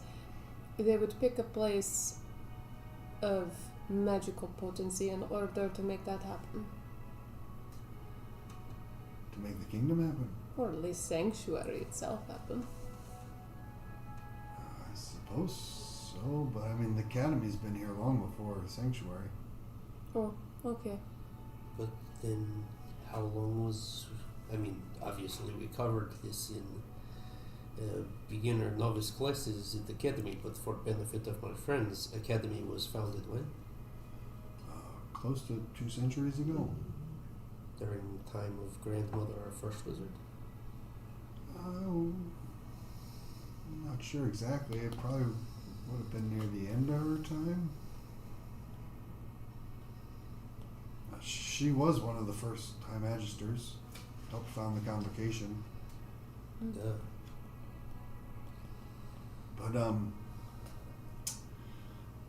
But this item was reported stolen around the time that Verlo went missing. I'm not sure about this other Glackus and his friends. You remember Glackus, of course. Yeah, he's a good student. He's a real prick. A real prick, but smart. Well, we'll see.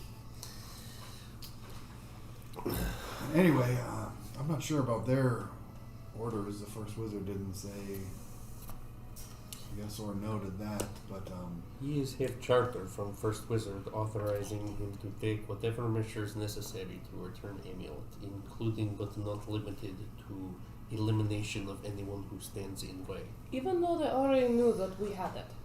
Well, they are not know that we had it then. it doesn't sound like I've met Emerus a time or two, and it doesn't sound like anything she would say or do, but I mean, it did seem like the amulet was pretty important to her. What's she up to right now? Like, have you seen her recently? Is she acting Seen her about- in person? No. I did send her a message a few days ago. I don't have regular correspondence with her. She is very busy. She's Kind of a big deal. Oh, yeah. High Magister, First Wizard, Advisor to the High King. There are meetings So just a that guide. you were in the room with as the meeting was taking place. Anything like that, just if her demeanor has changed recently. Not that I've seen or heard. Anyway, the age, the craftsmanship, it does seem to line up with the story. I think this is the amulet she's been looking for. Have there been any changes in ruling faction, most influential faction close to High King, or First Wizard? Nothing stands out recently. I mean, most of the High Princes are all here for the festival challenges. I'm sure they're having plenty of balls and banquets and galas and meetings of the like. I mean, a lot of the diplomats and leaders of the nations use these gatherings for other political... Glaucus was sent to Fort Louisville with orders to wait until I arrived from Briarwood and take Amulet. How they would know? I'm not sure about. Look, that they were ordered to take it. They were ordered to wait for us and take it, and they were also given license to kill. Duh.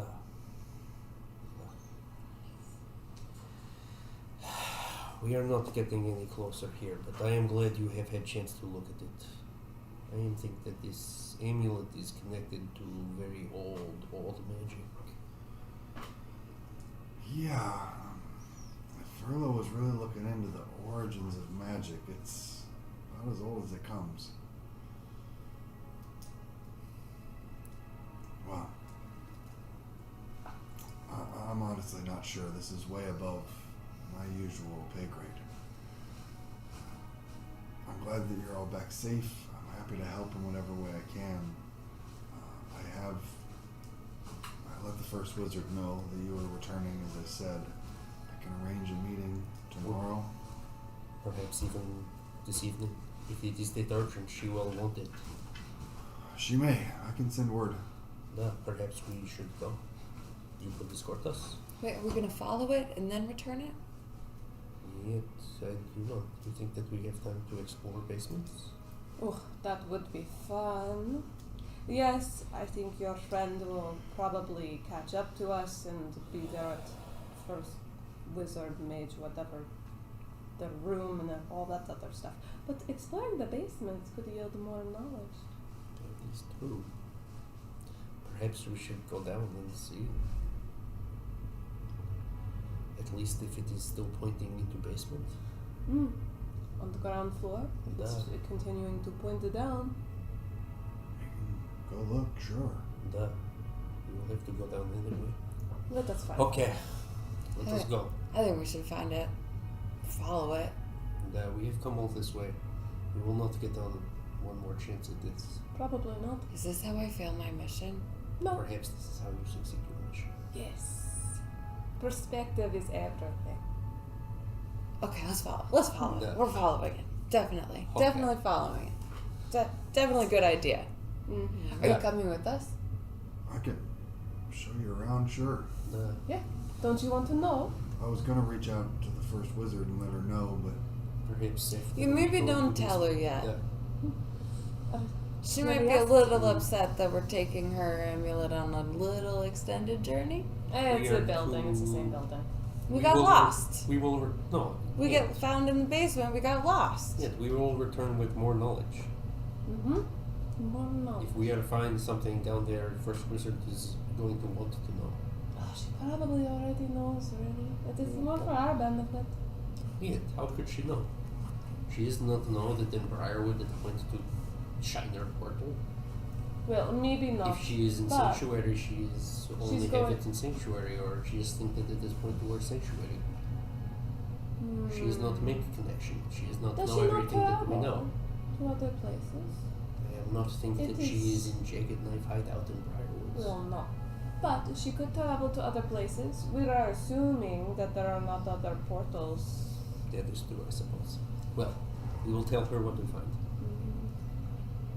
And then she'll be very thankful that we went to the basement. Sure. We hope. I guess let's go to the basements, I suppose. Yeah. Yeah. All right. He gathers up a few of his things and heads out of his office, seeming to head back to that kind of central shaft that leads up and down the entire tower of the academy itself. And as you head out towards the basement there, let's take a break. Come back in about 10 minutes to join the rest of you all, as I need to take a quick bio break, get some water, get some refreshments. We'll see you all back here in about 10 minutes. Woo. See you then. And we're back.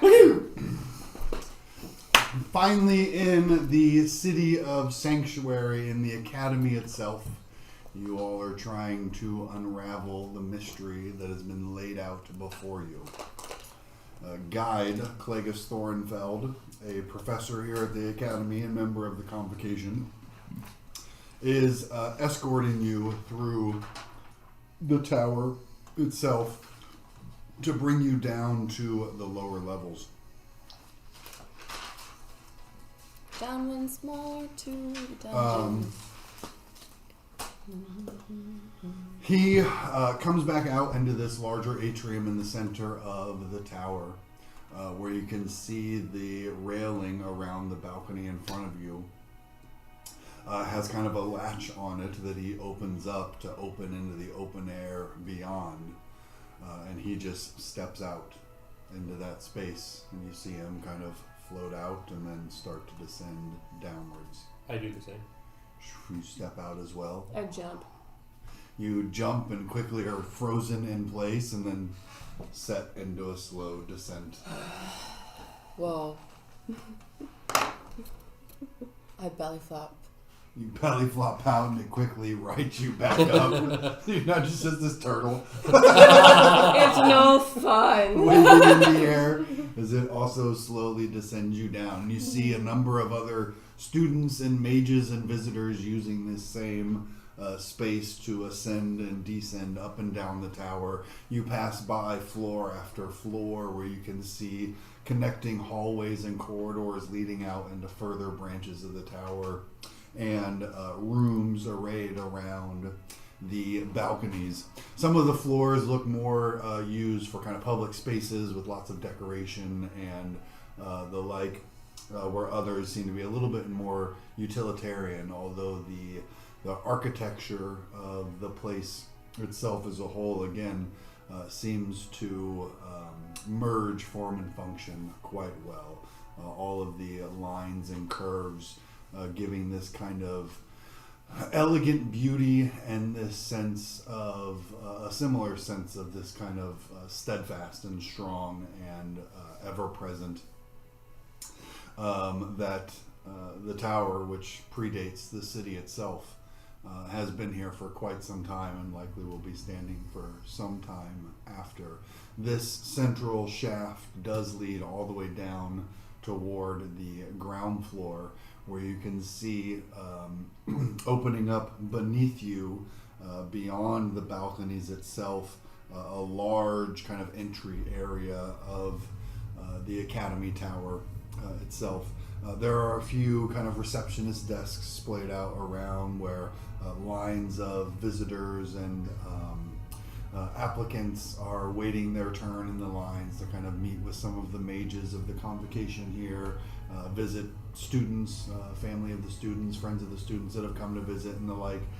It is a bustle of activity, amplified by the fact that this week is the week of celebration known as the Festival of Challenges, a festival to celebrate Lanaban, the god of competition, one of the new gods, in which many competitions and challenges are set up for anyone and everyone to participate in, to claim glory, renown, and prizes, or just bragging rights over their neighbors and friends, which has the trial of the challengers as the focal point of the celebration, a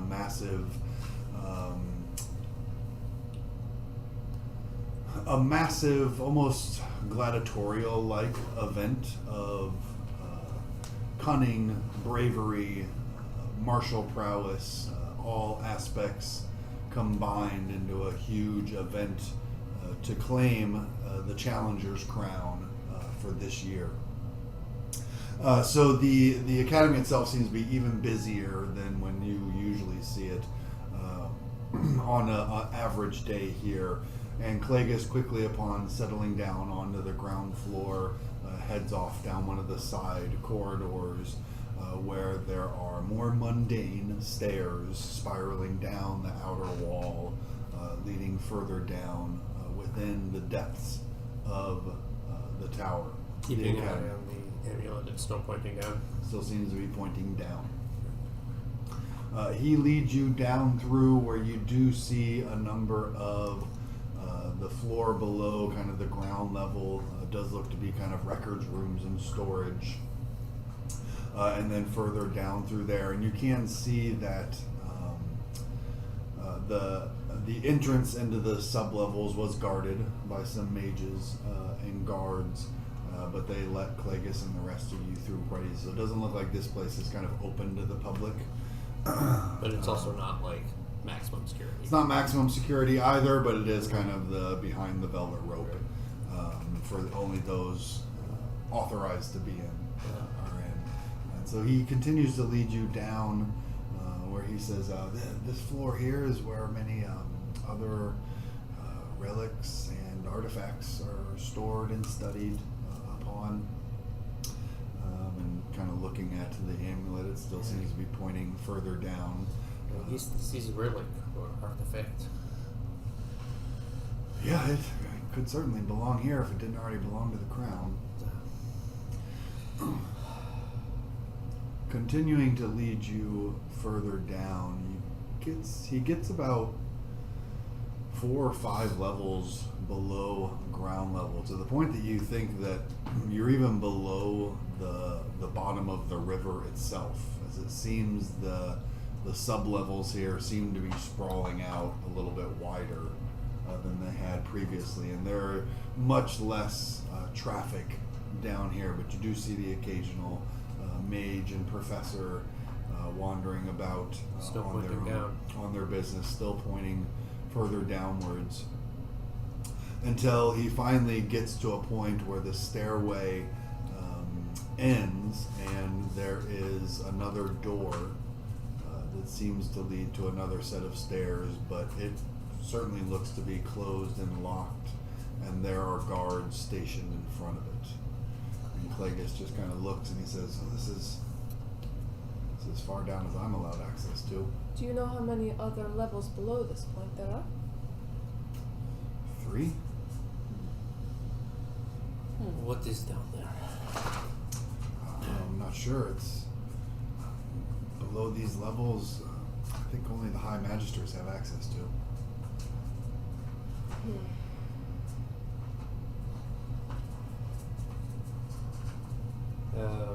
Are we like standing like right in front of the guard? Not right in front of them. They're a little bit of ways off. They don't seem that concerned with you being down here with Clegis. They're definitely like watching, but they're also like not overly interested in what you're doing. And it still wants to go deeper down, and it's not like shooting off at an angle. Still seems to be pointing down. I knew it would be the bottom. The very last one. No. Is there any way we can sneak past them by chance? I mean, Maybe like, Breaking the law. getting a little invisible. I mean, we are about to hire the first wizard's business, even if she does not know it yet. What do you mean, just tell them we're on the first wizard's business? Perhaps what I was thinking was that the first wizard is going to want to know what her amulet is pointing at. If she does not already know. What if she Let us hope she does knows? Then that's why she's telling everyone to get the thing back before other people know. If that is the case, then we are going to be in a lot of trouble if we figure it out. So let us hope she does not know. But I guess if she does know, and that's why she wants it back, then she can't have it back. Well, If we are it's- getting ahead of ourselves. What I am saying is that if there is secret down there that she needs to find out, it would be good if we could tell her. So we would be about the first wizard's business, even if she does not know it. Are these guards mages as well? they're practiced in the arcane arts, sure. Are they like complication mages? Indeed.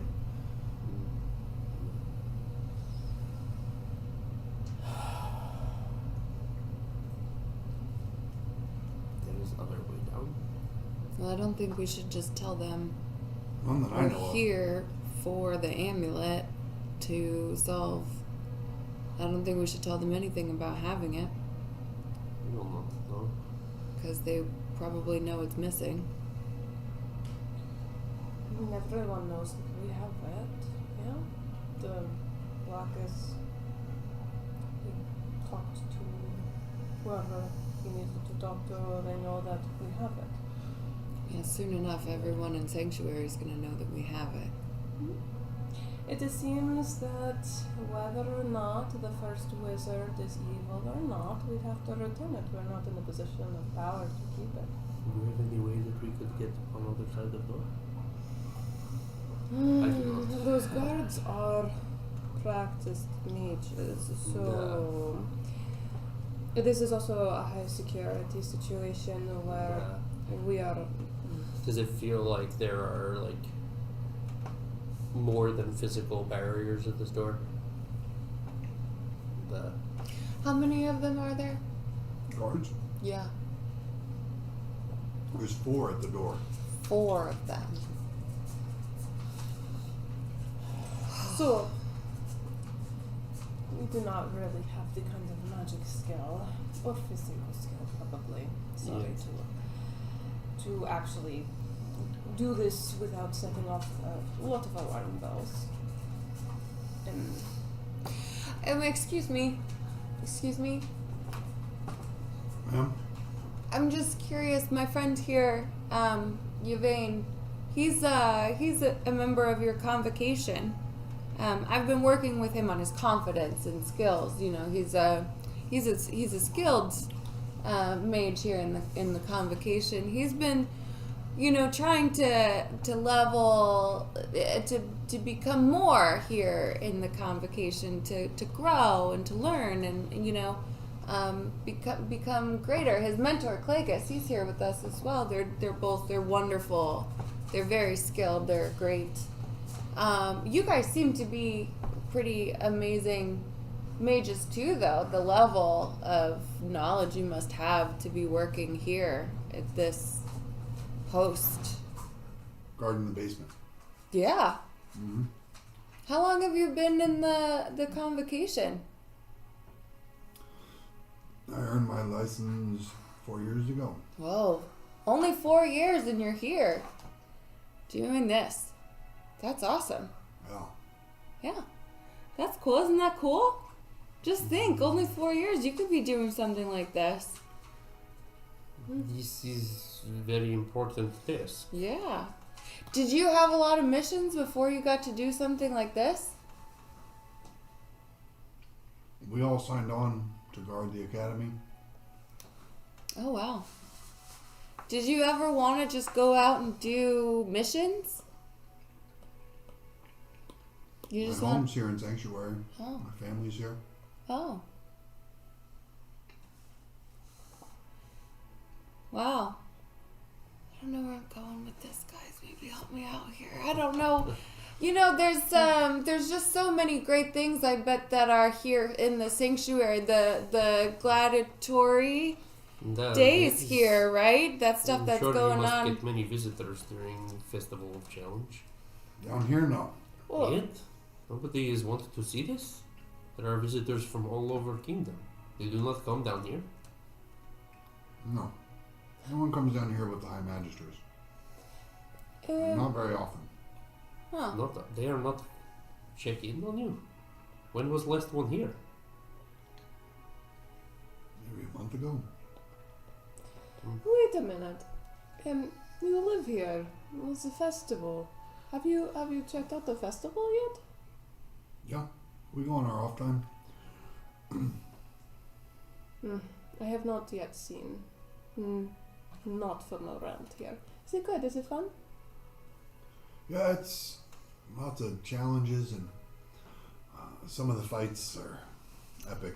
They bring in some big monsters. What was one that you saw recently? I mean, I haven't gotten to see any yet this year. Chauncey and I, we got the day off tomorrow. We were going to go check it out. Maybe I will get to do that too. I'm excited. Last year they brought a manticore. Really? Yeah. You are compete or you are just watch? I just like to watch and place a bet here and there. Duh. Where would one? Perhaps we could come with you. Tomorrow? Duh. I would like to show my friends. Oh, okay, sure. Chauncey and I were meeting some friends over at the Charging Bull. Charging Bull? That is excellent. If we are available, perhaps we will meet you there. Sure. Okay. You guys haven't been to the festival here in Sanctuary before? So I'd be in. They are newcomers. Yeah.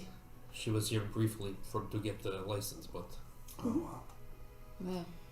Sanctuary does it like nobody else. I'm excited. This was a good conversation. Thank you for starting it. This is great. It was nice to meet you. Wait, what was your name again? Me? Yeah. Jeff. Jeff and Chauncey, your friend. Good. Well, we probably should get back to what we were doing. Yeah. okay. Have fun guarding. It's always a blast. Yeah. Yeah. All right. Well, I don't think they're going to be leaving their post anytime soon. Tomorrow. The Okay, but I'm guessing when they're not there, someone else is going to be there. And we're not going to have the amulet tomorrow. We got to get rid of that thing, or we're going to have wanted posters all over this place. We have to get rid of the amulet, but there is always We're change like a of little bit guard. back up the stairs when we're having this conversation, Oh, obviously. No, we're just going to stand right in front of him. Change of guard is when they are most vulnerable, when they are weakest, when they are most distracted. It does not give us too much information, but it does give us some. But also, if there are 4 guards in front, I mean, could I tell anything about like their level within the? I mean, do they have like any kind of rank insignia or anything? They would be of. They would all be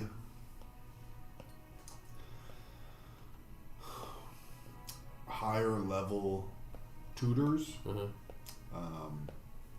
or low level guides. So basically of the same rank as you and Clegus. Yeah. And also, they have done nothing wrong. They are not going to attack them. Oh, no. I don't even know that there is anything back there that's worth finding. But Oh, there is. The amulet is pointing straight down. There's something about it. We either try some crazy plan to go through the front door, or we try to find out if there is a back door. what about your friends? To get into the basement? They seem to have secret ways around. They care about the corruption, right? That's Yeah. kind of your thing. If there is a corruption with what's happening in Sanctuary, the amulet, the Shine portal, they should know about it. This is very important. No, they know about it. Well, I know about did. what is maybe in this basement. I did tell them that. They need Or to we check. go to First Wizard, say, here is your amulet, but listen, it is pointing down beneath the academy. And we are worried that something is down there. It is not always useful to show all your cards. Well, I am open to have other cards, but we are running out of time. I don't really know how to find my people. Oh God. It's kind of one of those things where, like, I You gotta, write a note. Run a reading place? Well, I mean, what I do is I guess I'm supposed to look for, a spot with a sign that What's kind Clegus of... look like right now? His eyebrows. It kind of looks like a thing, and I can't really explain it, but I'll know it when I see it. But then I'm just gonna leave them a note, and then they're just supposed to. It seems slow. I know. It could be fast. It could be slow. I mean, I don't know. You know. Well, This is a secret. Then I advise not talking about it. she's a really good spy. It's very. I'm not a You're a spy. I'm not a spy. I'm not a spy. Shh. Oh man, I Sounds like suck you're at a spy. this. I'm very good at my job. No doubt. Anyway, do you have some paper? Yes. I really gotta get some paper. Okay. Do you have a pen That? or a quill or a thing? That? Okay, could you maybe write some notes for me? You are not know how to write? I mean, I can write. You have better words than I do. Is it because you are start writing in print and it is turned into cursive? Sometimes I do feel a little crazy, but no, you just take better notes than I do. Okay. I'm glad she asked you for a pen. No, like maybe, so, I don't know, when's the last time that we met the guy? Yeah.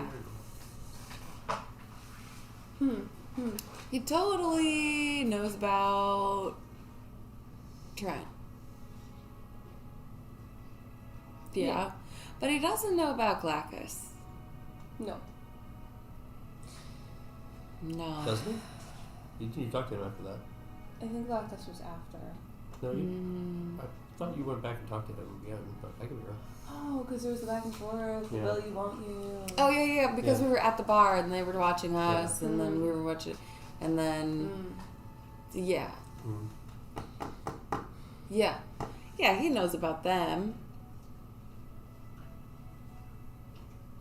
You know, it'd be useful. Finding someone who can ask for a project. I mean, I thought you were going to just talk the guards into letting us by with, the hair thing. Well, that's what Oh, I that wanted would've to been do, very but then I fun. got nervous, because I was like, I just have this way where I just say too much. Hey, do you have like an emblem for being, special? Do you remember that Guard. time when you guys asked me for a badge? Yeah. Yeah. Do you actually have one? Would You it pulled actually it be out useful for once those guards? You pulled it out after 2 weeks of saying you didn't have one. Yeah, but is that Okay. Is that like a regular? Like, would it get it super guard, or do you have like covert spy? Like, hey, I am super important to get me through a door. I do not have covert spy badge. Okay. That would You are a covert spy. No, because that would not make any sense. No. I feel like you're lying to me. I feel like It if is I familiar feeling, is it not? But you have You sure you trust this one? yes. What? So, but you have a dragon guard. a dragon defender. Dragon yeah, because defender, I'm yeah. a dragon defender. So could you not go to guards and say, I am dragon defender, let me pass your door? Does that not work here? No. I mean, we are Probably not. Oh. What if she does the hair thing? Maybe. It looks great. I mean, you have to have authorization from the High Magistrates to get past that door. So, signature. Obviously, I know who the High Magisters are, but who are the High Magisters? The High Magisters are the upper echelon of the convocation. They, everything comes down from them. They handle everything. Most of them, not most of them, many of them are advisors to the kings and queens of the land, the princes and princesses of the land, including one to the High King. The other two oversee things here at the academy. Okay. Okay, that is what we would have to do. We would have to get one of their signatures, and then we could walk through the door. But that is not going to happen today. I didn't think we are running low on options, and we have to tell the High Wizard. Oh, or the First unless- Wizard. Unless, Already, Glaucus is probably there. do you happen to have an old message from the High Give me Magister that bag of telling gold. you to do something that would have their signature on it that you would just happen to misplace? What do we need a bag of gold for? Lots of things. I might. The whole I'm not bag? too That comfortable is something with a this child line of thought. famous war heroes would say. Yeah, Very well. I could buy my mother a new house with that. Would A you be new more house? comfortable if you found out that this was more of a serious A bigger threat? I think if it's a serious threat, we should talk to the First Wizard. Okay. What Look. are you two doing? I don't know. She is asked for gold. Oh, What you are Like not the going to handful. bribe those guys. Do you think a bag of gold? No. we're going to ruin our new friends. You are going to get us thrown in jail. No, you cannot bribe. I cannot forge any signature. I mean, I could, but Yeah, you can't. So we just have to do it the right way. Okay, let me just go. I'll just try one last time. Okay. For Chauncey and Jeff, For Chauncey and Jeff. I have a feeling that they're going to think we're very weird. Yeah. Okay. Okay. As you walk on back over there, you can hear Jeff speaking quietly. She's like, I don't even think she knows why she came over here. And Sean's like,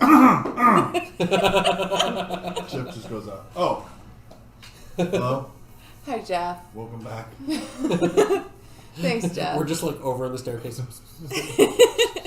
I'm so sorry, Jeff. You know, it's that smile that you have. It's so handsome. And it threw me off, and I just couldn't, I forgot to ask, you know.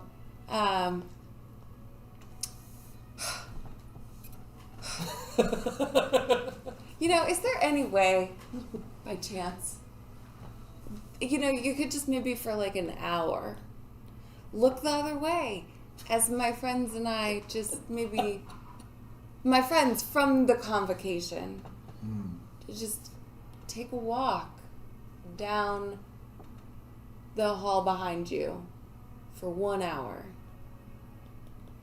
And I can't really explain to you why, but it is for the high mage, First wizard. the first wizard. Why can't I say it? And I like it's really personal business for the first wizard, and that's why I don't have any written orders or, you know, it's very sensitive matter that can't be told to everyone. But I do just need to do this one small thing for her back there for 1 hour. No. Are you sure? Yeah. You want to get through the door? Yeah. Have your friends at the convocation Yeah. talk to their superiors Yeah. and get them authorization. If Well- you're on business here from the first wizard, Yeah. she would have sent you with authorization, But she didn't. which makes me think you're not. But we are. You seem really sweet. Yeah. I don't want to have to arrest you. Oh. Yeah. Don't do that. Okay. This whole damn my good looks thing is not really working for me. Well, you know, they don't want to get fired and go to jail forever, so. Okay, alright. It's actually just more annoying than anything. Okay, well, I'll just go ahead and share with the first wizard that you turned us away and that you don't care about her and her personal matters. And, maybe we won't see you tomorrow, Jeff. You can tell Camille that if you like. Oh, you're on a first name basis with her, hmm? Her name's not Camille.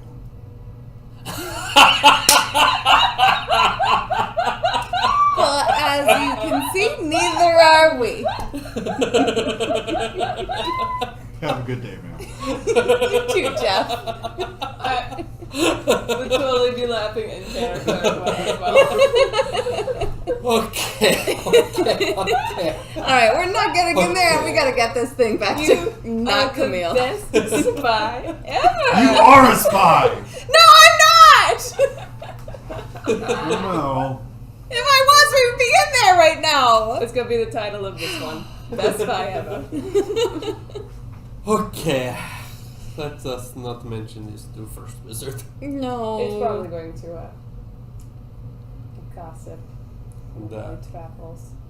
But, you know, forgery is a good idea. Leave it alone. We are probably going to end up on a poster soon. No, we should make our way to First Wizard. Yeah. So you need rooms here, or? I think we got to get to the first But wizard. I think that we are getting short on time. But if I could requisition a room with beds for all three of us, it would be very useful. Or you could sleep on the floor in my barracks room. I would prefer to sleep here and have you have beds here. Okay. If Convocation's it is okay. probably You are safer. Yeah. Yeah, we can get you. I can't get you a room all together, but we can get you dorm rooms on the same floor. It's fine. Sorry if I'd known, I could have arranged something else. But I can get you that at least. And never mind. Okay, you will come with us to First Wizard? Sure, I can reach out to her. She can probably meet us here. No? Oh. Down here?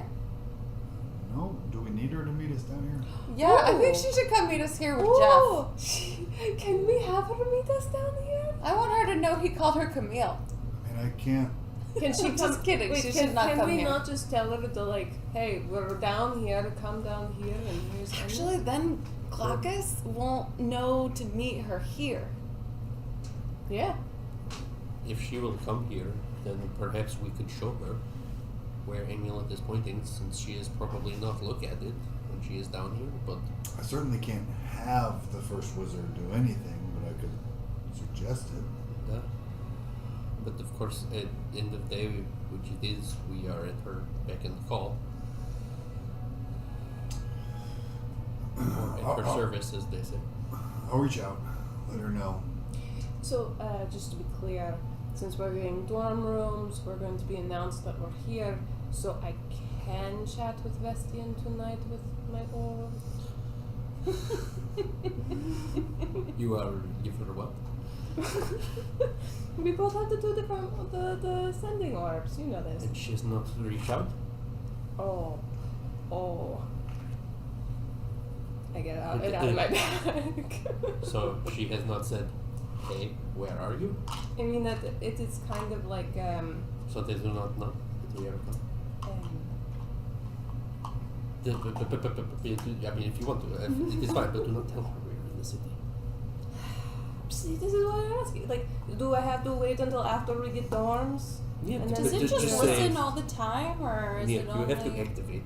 You do have to Yeah. activate it. Yeah, Okay. in the bag I kind of wrapped that is kind of muffled like always. But You know. do not, I mean, you are, say hi, whatever, but do not, tell her we are in academy. She's Do going to not tell ask. her. It's part of her job. She takes it seriously. What does Well, you are not, just, you Well, are just being tell her. mysterious. It's part of flirting. I think. That is what I was told.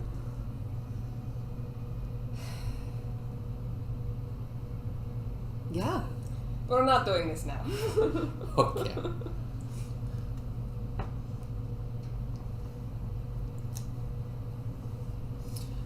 So, unless we're like waiting here, like literally at the foot of the stairs, We're I just imagine. standing. Yeah, we're like going at least back up to kind of like, the main floor. The atrium. Yeah. And back up to that spot. Yeah. Clagus says, I can reach out to the first wizard. I'm not. I barely know her, but she's been anxious to get the amulet back, so hopefully she responds soon. What is her first name? Emrys. Emrys Valda. Be good to know. Next time someone tries to call her Camille.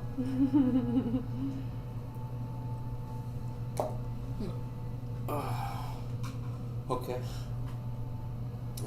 Does she usually respond immediately, or should we get settled in? I've only spoken to her a handful of times, and usually it's nothing of high priority. Okay. Hopefully I hear back soon. Okay. Maybe we could cloak up and go explore around this festival then. Is it late? I mean, is it nighttime? Evening, right? Yeah, because you guys met up at camp, At sunset. so it's coming into the night. Yeah. Mm. What were you saying? I'm sorry. That we could get settled into our rooms and Yeah. perhaps soon you could take a bath. Yeah. Yeah, let's do that. Mm. Mm-hmm. But if you have things that you would like to do, Well, I was just thinking about, like wandering into the sanctuary. And talk to your people? for no Just, I don't know. Just thought maybe we could see about this festival. There just seems like there's so many people out there. Well, let us get their bearings, and I guess we'll reach out to First Wizard, and then perhaps we can go out for Maybe Have let's go drink, clean up and then get a drink exactly and some dinner. that. Okay. Clegus comes back over where he seemed to be talking with one of the receptionists, and he just says, had everything arranged, a set of rooms set aside for the three of you. Receptionist can direct you. You know your way around. That. I'll be up in my office if you need anything. Otherwise, I'll reach out as soon as I know anything. I'll tell you what, we may be, once we get cleaned up a little, I may show them out for him to take and have drinks and dinner. Sure, this sanctuary is a hive of entertainment and activity this week. No. Definitely get out and enjoy it. You will not need to see your mother.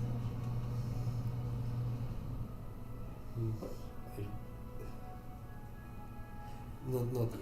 Mm. Not yet. And when we had the paper and the quill out, you did write the notes of this stuff, or just not the catch telling up me of what to notes write. of, huh? You are not telling me what to write. Okay, then I took the notes Okay. of what to write since the last time that we met, and then I folded it up into little turtle origami, and I've been keeping my eye open for a drop spot of, I don't know, wherever I can drop a note as we've walked around since we left the basement.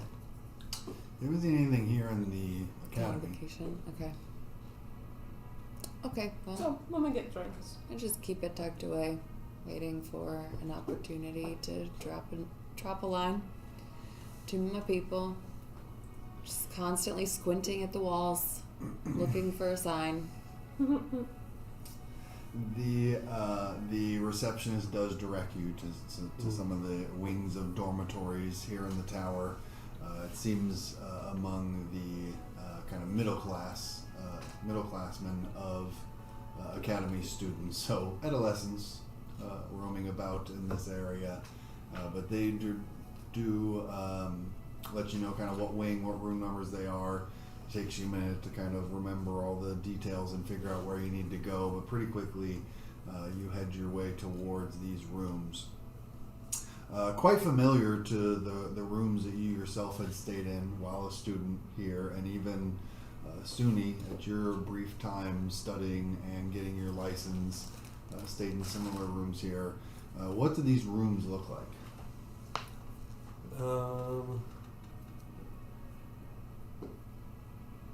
They're,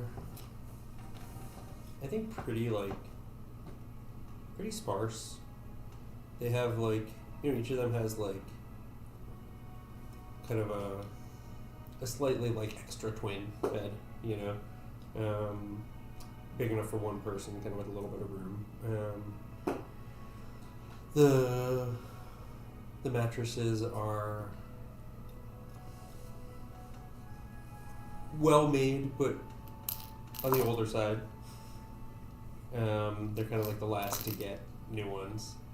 The sheets are a little bit newer. The rooms are long, thin, each with kind of one narrow window looking out into.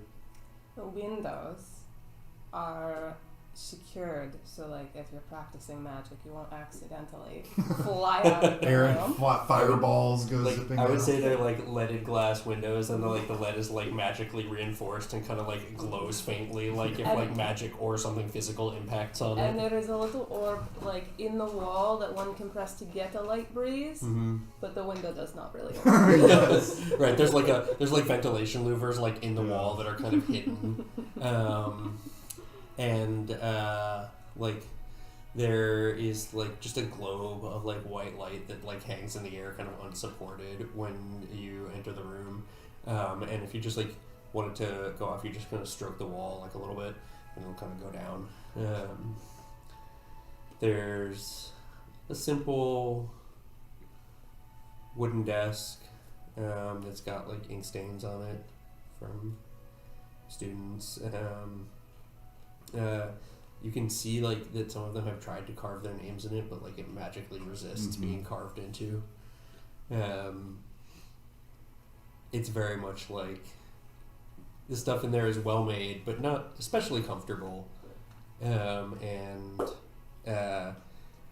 several generations of students at this point have kind of taken their toll on the room, and you kind of like you would be able to smell the fresh paint, you know, like because it gets painted kind of every year when the students leave, but it does it magically, so it's just kind of like this faint like odor of ozone in the room, kind of lingering in the walls.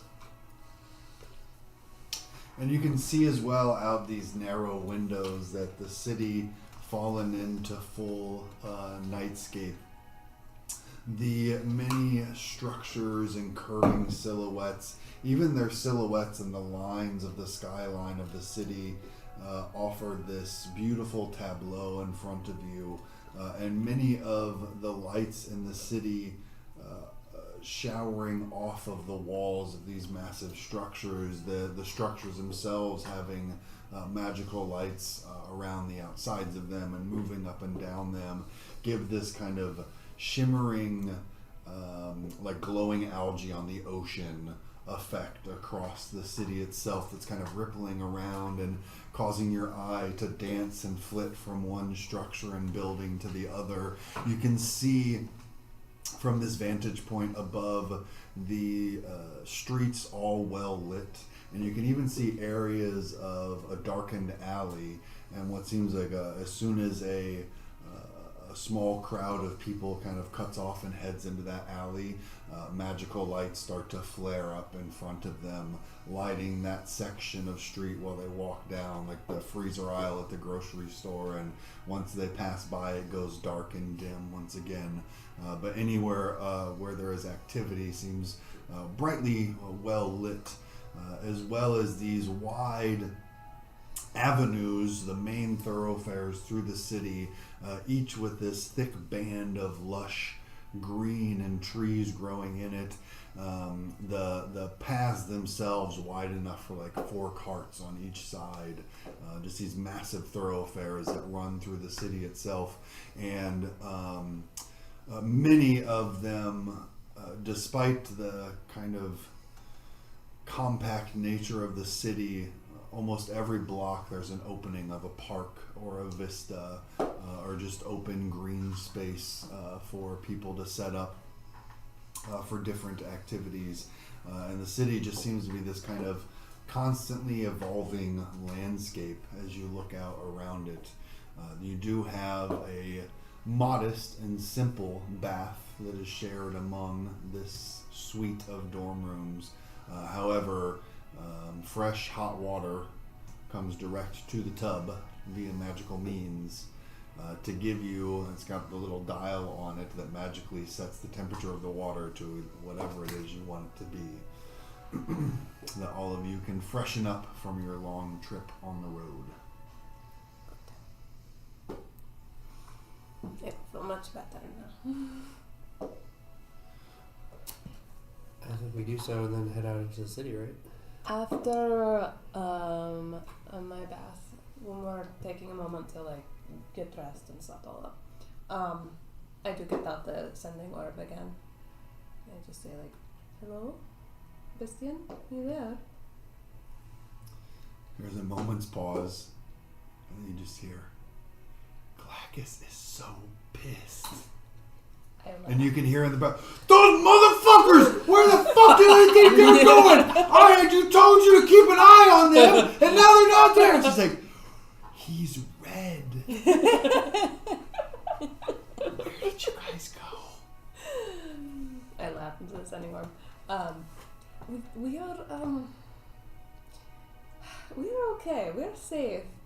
We're sort of around.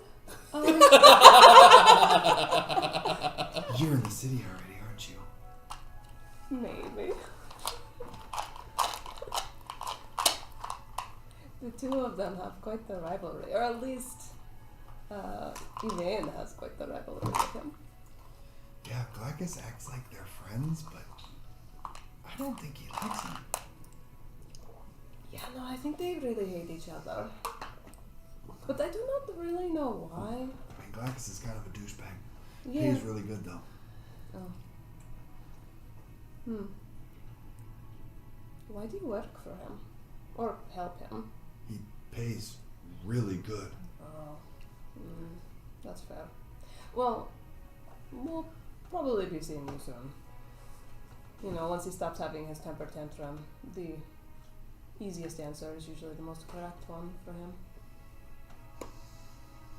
Yeah, we're coming through the gates now. Yeah. See you soon. Okay. And then I finish saying yes.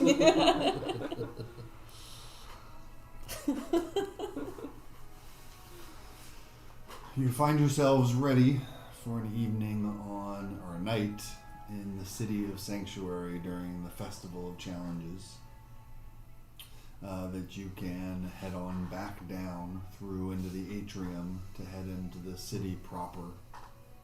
You can see, leaving the central tower itself, there are a university's worth of other buildings and complexes around, scattered across this island, with the tower as the central focus.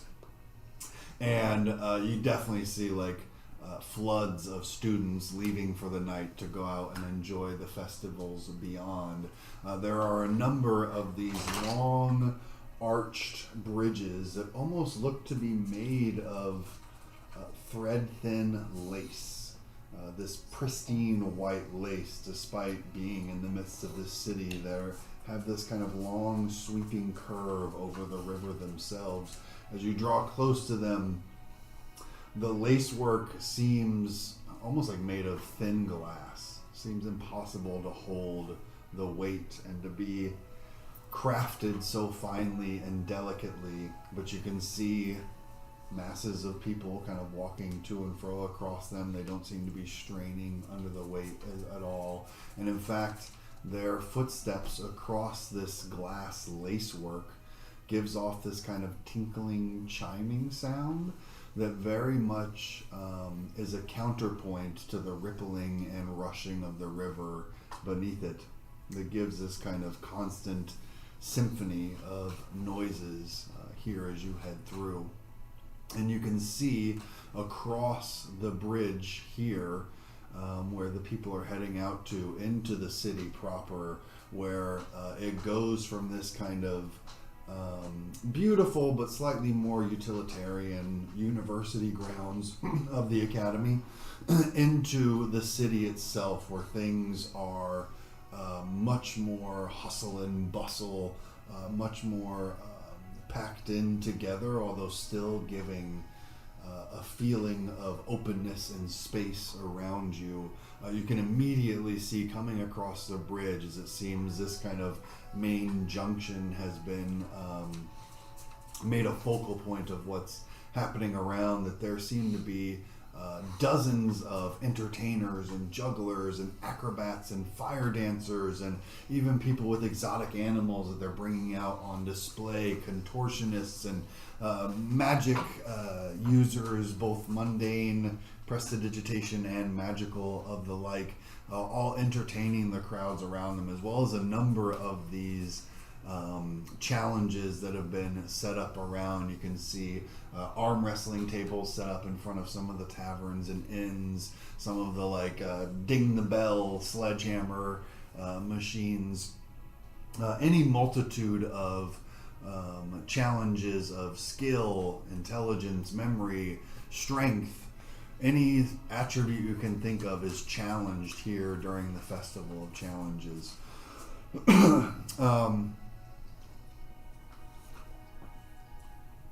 Suni, you actually see a game of challenge from Mirat, from your homeland, that has been set up along one of the side streets for people to compete in and to win prizes at. What sort of challenge do your people partake in? The Marathi challenge. I forget as a person how haiku is constructed. 575? 5575? I feel like 575. I feel like for their challenge they would have something like that, like a haiku challenge, but like set up as like something that's as descriptive as possible to a place or an object or a thing. It's kind of almost like an exercise to it. It's like for people, like the whole culture being around writing these portals to these other dimensions. So I think it would be something similar to that. So it's like you pull a subject matter out of a hat and have to elaborate and pontificate on some random subject matter. Yeah, but like in a specific format, like a haiku, where it's like that kind of structure. So there's the challenge of that to do it. Like you can't just describe it. Yeah, you can't just go off and describe it. Like you have to like describe it in that structure of like it's pretty succinct. Again, a kind of marriage of form and function around it. So this kind of draws your eyes as you see people competing in this challenge of the Marathi people, kind of heading over into that area, just kind of wandering in that direction. When Tulok, you see what must be an 8-foot tall, massive, horned figure walking on the street ahead of you, and just the shape of the horns and the stride, the swing of the shoulders seems familiar to you. I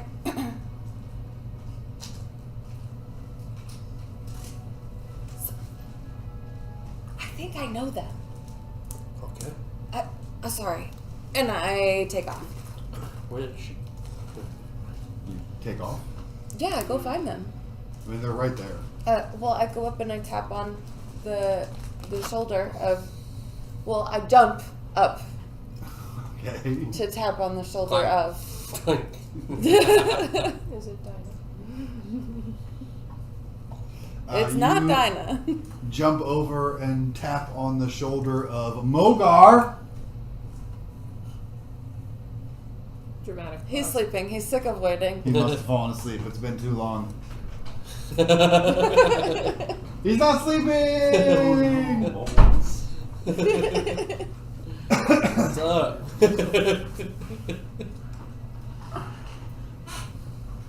Welcome to the table, Mogar. So, Mogar, you have been here in Sanctuary for a couple of days in an attempt to find Tulok. And you've been told that she is not here in the city. They're not sure when she is expected, but this is her kind of base of operations.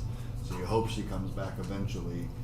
You had left a message with the Dragon Defenders, letting her know where you were staying, so that if she came in through any of the gates of the city, she would definitely know where to come find you. They just missed every gate coming out of the city. And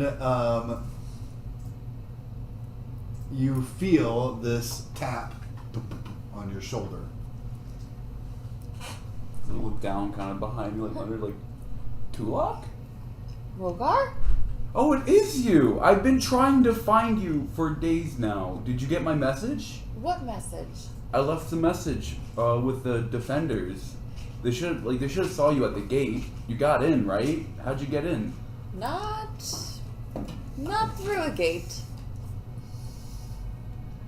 But what, you're looking for me? Yeah. Where's the rest of the beatniks? Damn. Threw me off. I forgot. I don't know. I was taken a couple of days ago, and I was able to escape, and I was near Sanctuary, and I remembered you were trying to become a defender, so I just stayed here for a bit in hopes to find you. So you two see Tulok go running over to this massive bull of a man, tap him on the shoulder as they start this conversation. What do they see, Mogar, when they see... Who do they see Tulok talking to? They see a 8 foot tall... 7'12". 7'12". That's what he wrote on his character. That's what I wrote. 7'12". Funny. Really long hair, but in a braid. Dark brown, but almost black hair. Longer beard, like kind of goes like down the chest a bit.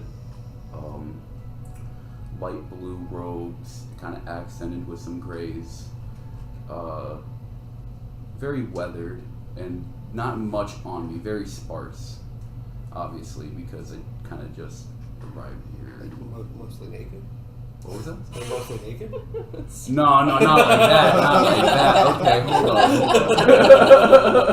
It's not that rough. I've been here a couple of days. I can find some rags to make it work. But like kind of beat up looking clothes. Mm-hmm. Okay. And as you see Tulok, the ever mysterious, not a secret agent, talking to this strange bull of a man who apparently she knows quite well, despite him seeming like an outsider from Sanctuary itself. That is where we'll pick up with next session. Thanks for joining us for 30 seconds, Nick. Sorry to keep Sorry I couldn't get you in sooner. Never see me again. That would honestly track with Tulok's character. We end with a big hug. And you're just like, okay, bye. And you just leave. But it's... Nothing makes any sense. That's what we'll pick up with it. Sorry I couldn't get you in sooner. I really, really tried to, and they just diverted every opportunity I had. I know. Now you're gonna be able to Here's do a that. great spot Any to plan? introduce. Nope. Here's a great spot to... Nope. Here's a... Nope. I got you here eventually. I had to get you in at least for a little bit for tonight's session. Great to have you all around the table again. Yeah. Missed you all over the last month. Missed all of you. Missed coming to tell our stories with all of you. We're excited that you can come and join us on chat. Again, big congratulations to Courtney and Paul. Woo! Welcome to the world, Aowen. Welcome back to all of you that are joining us, or to those joining us for the first time. Remember, tell all your friends and family about us. Find us over on YouTube where they can catch up on all of our old episodes. If you're watching us on YouTube, hi, nice to meet you. Make sure you hit the like and subscribe button to feed the algorithm. It helps us out a lot. Those of you that are here, thank you for joining us live, and we will see you again next week. Be good to yourselves, be good to each other. We'll see you then.